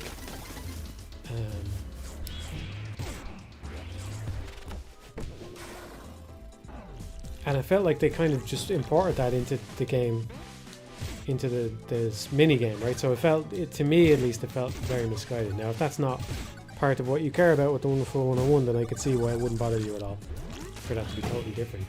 But it felt like it was doing one of the things, which is the reason why I like the Wonderful 101, or a large part of it, you know, in the first place. It was just doing what other games do there by just having you have a little menu that you go through to change your shot type. That's the main thing I didn't like about it. I should probably play it some more though.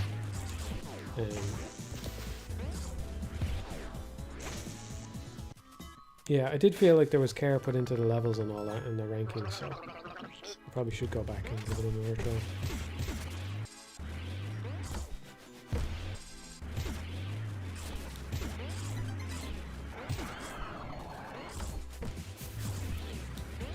I don't think I'll be streaming again soon. I don't know, maybe... I don't know. I think you'll hear from me again sometime soon. With something small, hopefully.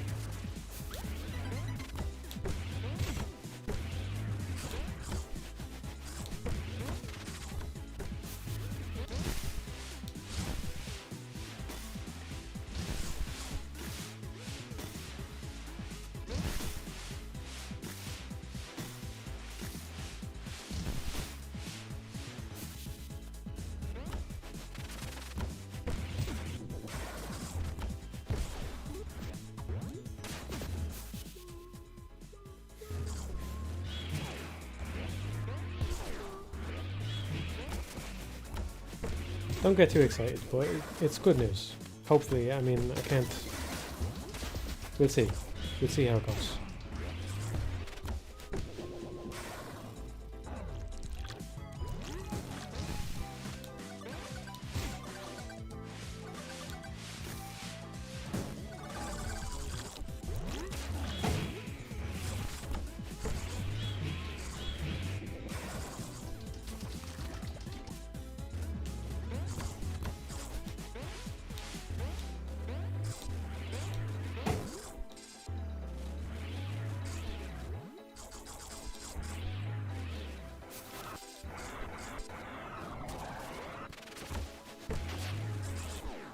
How many times is that going to get me? Come on. There we go. No. And again.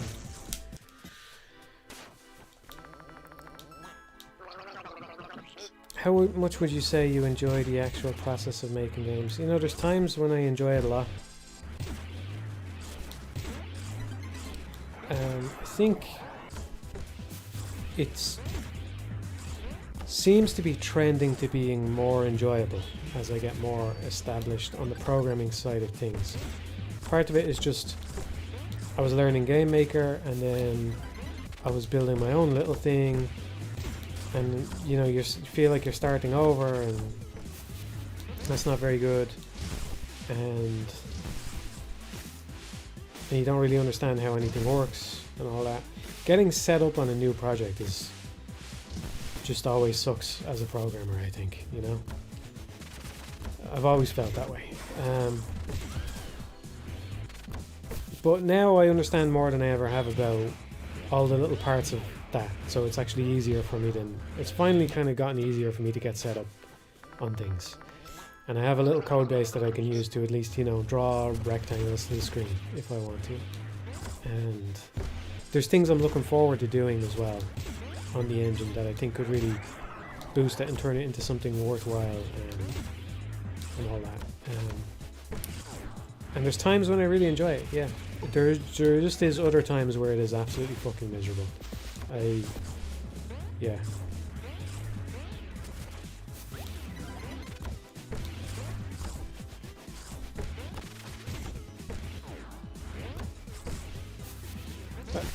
Just as an example, it's just because computers are baffling, and because I don't understand everything and I don't use it all that much and whatever. Here's one example is I was working on something and I almost never ever revert my changes, right? Ever.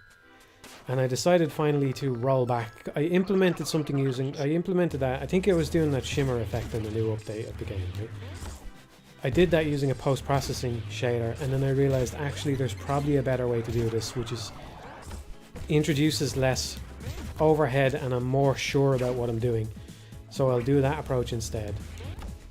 And so I decided I'll revert. So I go and I click revert on the thing, and for some reason, maybe it would have been okay, I don't know, but I was tired, you know, and I click revert and I just want the project to go back to how it was yesterday before I added all the post-processing stuff in. Every fucking variable in the thing goes red and it refused to compile, and I just went, I just ended up updating back to the version I was on and then pulling all the new stuff out manually, and it's just, man, it just fucking sucks sometimes. Things like that just fucking suck. But when it's good, it's very good. So, I don't know how to quantify it exactly. I think so far it's kind of been trending more towards the good though. It's getting a little better as I get used to the tools and I get used to what I'm doing, and I get better at just at even understanding all the programming side of things. I don't know if I'll do this, but there are lots of little... One thing that I would like to see, maybe this already exists somewhere, right? One thing that I would like to see is, I think people... It's a matter of taste, maybe, or maybe it's not really. Like, maybe you can mathematically quantify that one way is better than the other, right? But programming, to some extent, is maybe a matter of taste, right? Some people like the object-oriented way of doing things. They can think about things more easily that way, maybe. I don't know. I prefer, because I got used to thinking in assembly, or kind of, I got used to thinking about what the computer is really doing from playing those Zachtronics games and from modding the Wonderful 101, where I was exposed to a lot of assembly. That approach just totally fell out of favour with me. I prefer to program in a way that just looks like what the assembly will look like underneath it all, or whatever, you know. So when you follow tutorials about here's how you do this thing in OpenGL that you've never done before, or here's how to, you know, use SDL to create a new window and thing, you know, if the person starts typing in like class window manager, it's miserable, right? Because it's just not what I want. What I want is the absolute bare minimum set of instructions that it takes to perform the action that I want to perform with whatever API I'm talking to, or whatever, right? I always want to know what the bare minimum it is that I have to type in to make it start, and then let me worry about the rest of it, you know? But what I'd like to see, I understand that it's not practical to have, because people will disagree about even what the bare minimum is or whatever, you know? I maybe don't do as much error checking as I should, for example, right? But one thing I'd like to see is I'd like to just see a list of simple, you know, if this doesn't exist, maybe I'll make it eventually myself, but I don't think I have enough experience to do anything near comprehensively enough. But I've had to learn tricks that should be really common, easy knowledge to discover as a programmer, just by being observant and trying to reverse engineer what I'm looking at, you know? And it really shouldn't be that way. Here's an example of what I mean, right? There should be like very simple tricks, things that you can do as a programmer that you may have not thought of yet, but you can do them, and you don't have to do them. Maybe you don't like them, but you can do them if you like, right? Here's an example. This is something I only learned recently. Maybe this makes me an idiot, but I only learned this recently, okay? You have an enumerator. You want to iterate over every item in the enumerator, okay? But of course, you may want to add extra items to the enumerator later. So what you don't want to do, so what you could do is you could have like a definition, or, you know, a constant or something defined somewhere which says enumerator, you know, enumerators, let's say it's fruit, right? Fruit length, right? Yes, you've got it. Yes.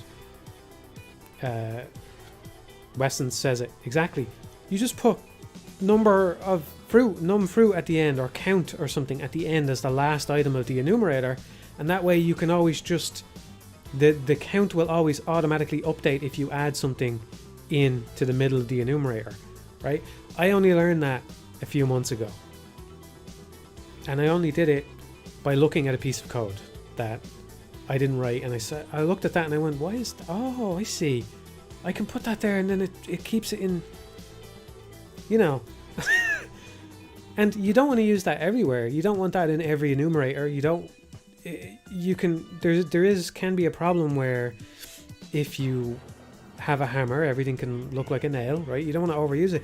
But there's so many little tricks like that as a programmer that make you much more effective just by knowing them, you know?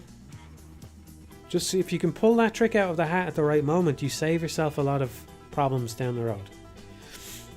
That's not object-oriented programmer's fault. No, you could do that in a thing. That's a whole different... I've been trying to think of other examples like that and keep note of them, just so I can make a list of them somewhere for people. Because there should just be a list of very simple tricks like that that you can do as a programmer.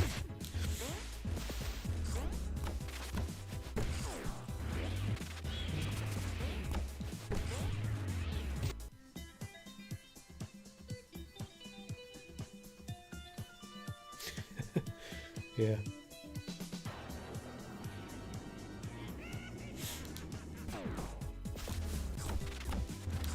I'm struggling to think of other ones. There's other ones that are like that you shouldn't really need to know. For example, the bitwise tricks you can do to speed up certain operations like modulo and multiply and divide. Most people wouldn't need to know them nowadays, and most compilers will do them, but it doesn't exactly hurt. And I did actually end up using that knowledge to make logic bombs run better and save space and put more functionality into the game. On the Game Boy version at least. So I didn't put those tricks into the PC version, but I had another good example when I was thinking about this list that should exist. I don't know.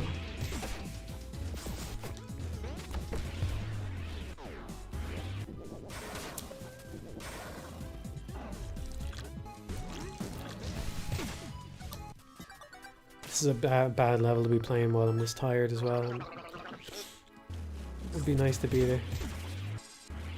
I don't know, it's the level I've played the least probably of them all, even less than the ones on the last hub.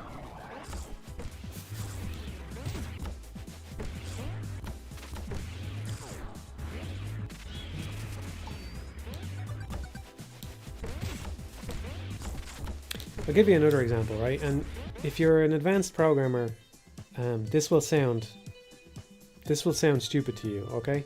If you're an advanced programmer, or if you're even a moderate programmer, it'll sound stupid that somebody wouldn't know this. But I think it's reasonable enough to expect a beginner level programmer to understand the way you use a bitwise OR to puff, because it's a pretty common thing, you know, whether you're working with SDL or OpenGL or any other kind of API. It's pretty common to want to OR a bunch of flags together and pass them into some function or something, right? So that's maybe beginner level knowledge about ORing the flags. What's not really beginner level knowledge is that when you want to extract one of the flags, you just do a bitwise AND on it, you know? I feel like that's something that's not really surfaced to people all that much. There's just lots of little things like that.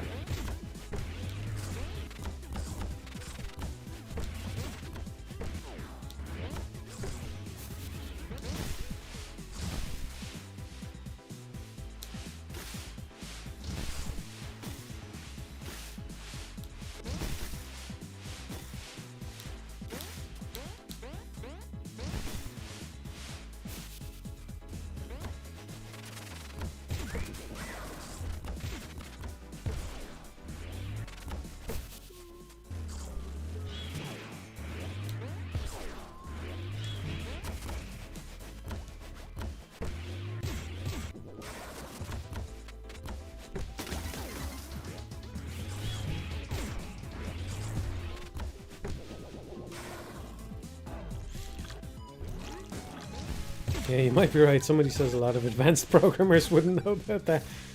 Yeah, well that's sad, because it's not that complicated. You know, it's really not.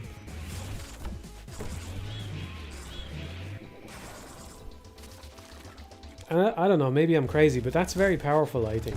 You know, that's how inputs are handled on the Game Boy, and that's probably how I would handle the inputs on in my engine. That's probably what I'm going to do, is at least for all the digital inputs, just throw them all into the one variable, and then when I need to extract one, because the power of that, one of the powers of that is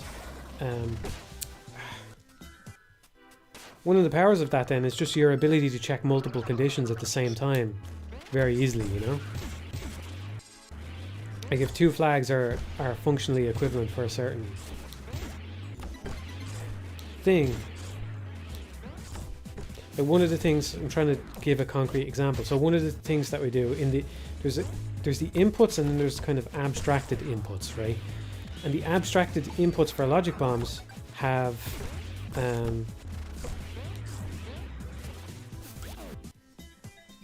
they have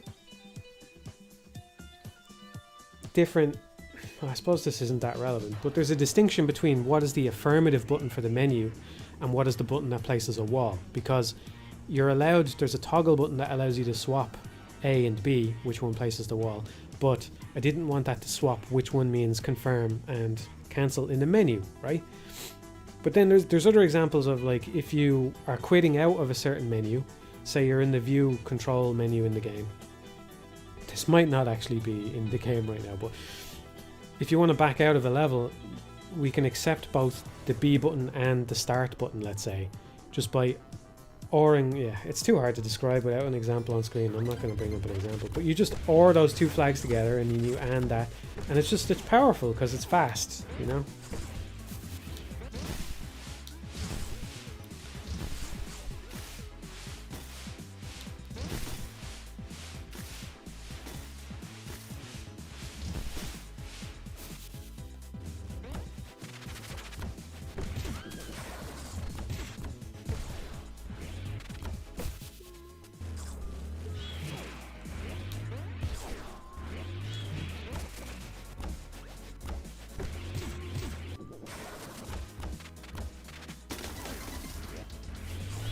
Anyway, sorry if someone in the chat got left behind there. Got a bit into the weeds.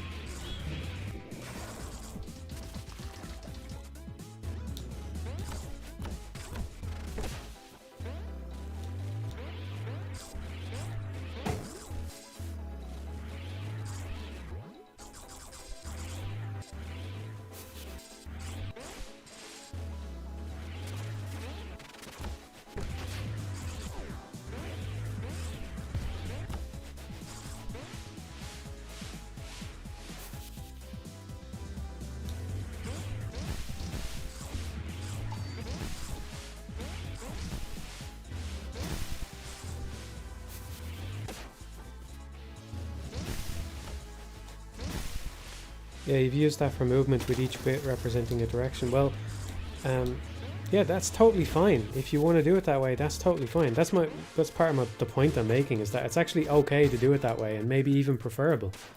When you're on the Game Boy, you've no fucking choice but to do it that way, basically. They all, I think, yeah, the original Game Boy, I could be wrong about this. Somehow I feel like I may be about to spread misinformation. Something about this is ringing alarm bells in my head. But there's exactly 8 buttons on the Game Boy, so it fits in one 8-bit variable.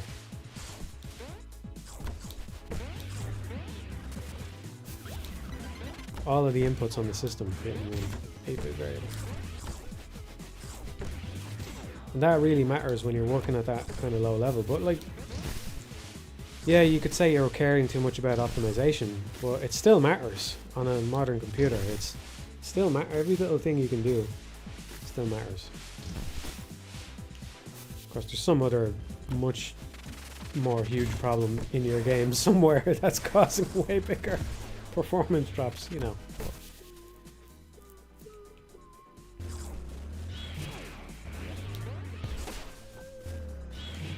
No, I don't have Jai. I would like to try it. I would like to... I'll just wait for it to come out though. I could see myself swapping over to it if it's good, because I know it's got a game developer focus on it, you know, so...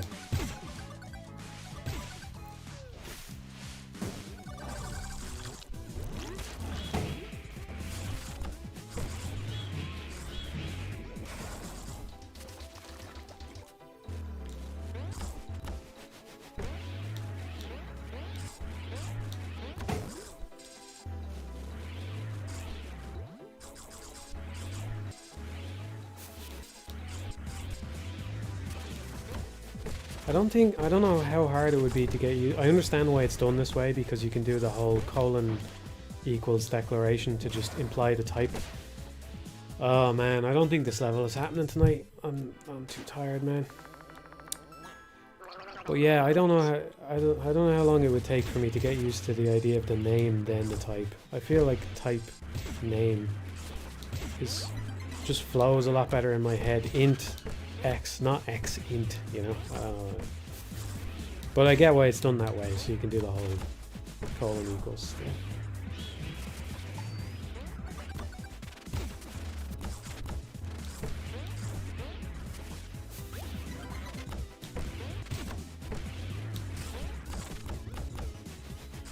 Took you like a day. Yeah, it's probably less of a big problem than I think. This could be the end of Pizza Tower streams. You know me, I'm fickle. This could be the very last time we see it. Although I swear I will take one of the noise technical difficulty things. If we have technical difficulties on stream, I'll.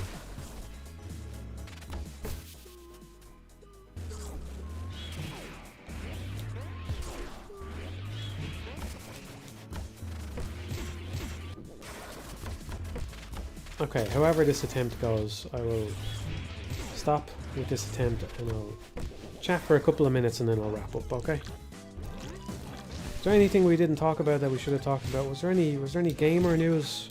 What was the gamer news?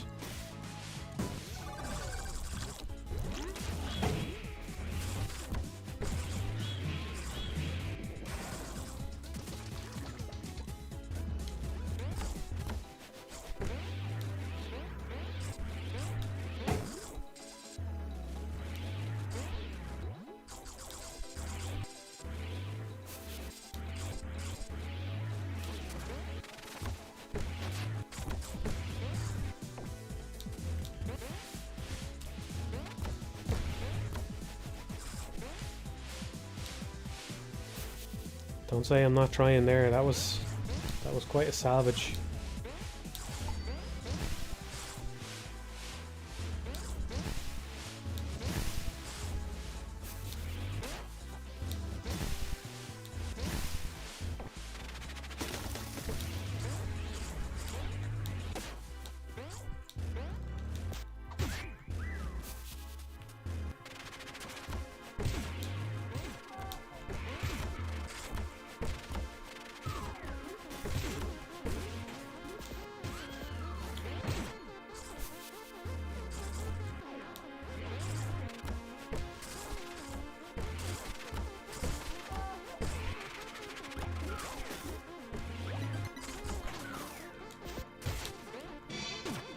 Ah, that sucks. You didn't get those two at the top. Oh, this is going bad.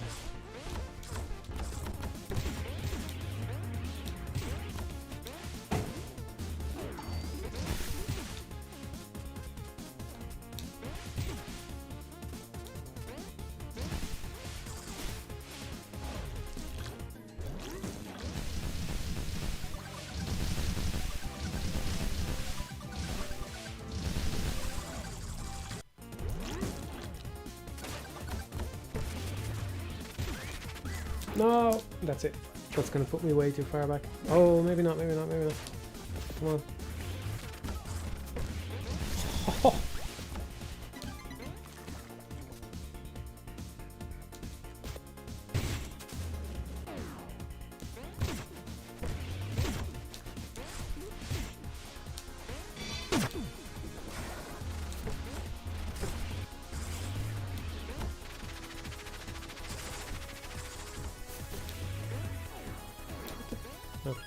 Why did I go through that time? That's weird.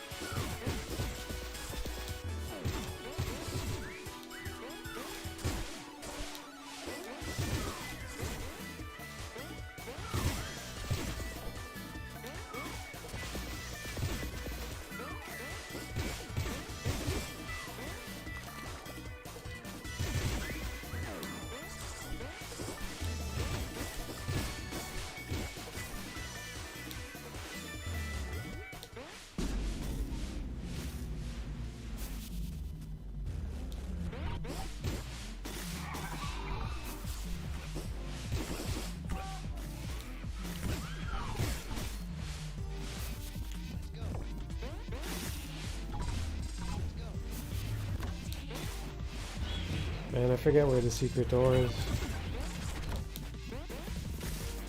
Oh, you have to go through a door to get it. Whoa. Come on.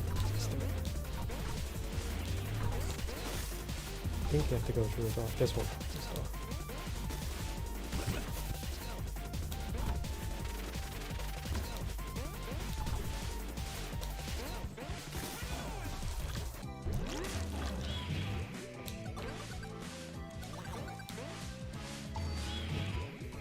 Well, it was good that we got this secret, but I was expecting this to be a door. Why was I wrong about that? Where do we take the guy?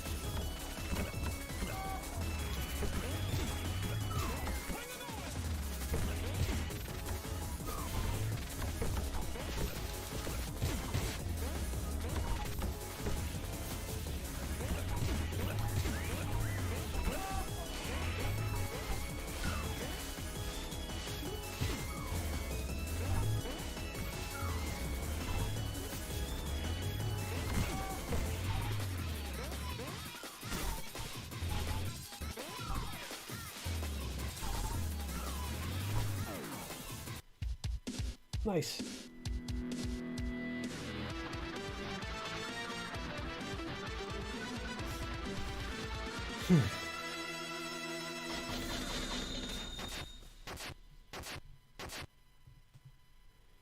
Good stuff.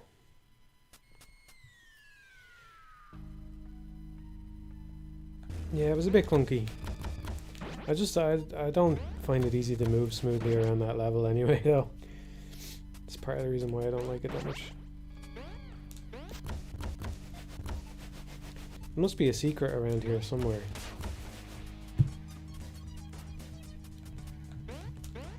Anyone know where the secret is? I think there's a secret in every hub. Oh. I had a feeling it would be there. They tend to be just a little bit off the floor. I've never seen this one before. There you go, she's bred for some reason. I don't know why, but she is. Cool. She has a cafe.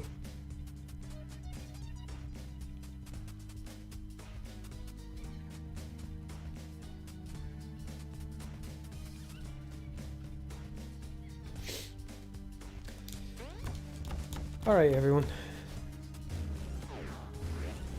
I don't know what else there is to say. So it was good chatting. I hope there was good chats at least. It's always like a blur to me afterwards. Just gone in a flash, and in my memory what I did was rant about consciousness for about an hour, but I don't know. Maybe I have a skewed perspective on it. It was fun. I hope you all have a good Halloween. This will have to suffice as your Halloween game for this year. So, yeah, thanks for tuning in, everybody. and I hope to be back not too long from now. I won't be streaming again for a while, but we'll see how things go. Yeah, I'll talk to you again soon. Alright, no sense dragging it out. I think everybody's had enough for now. I'll see you later. Happy Halloween, everyone. Have a good one.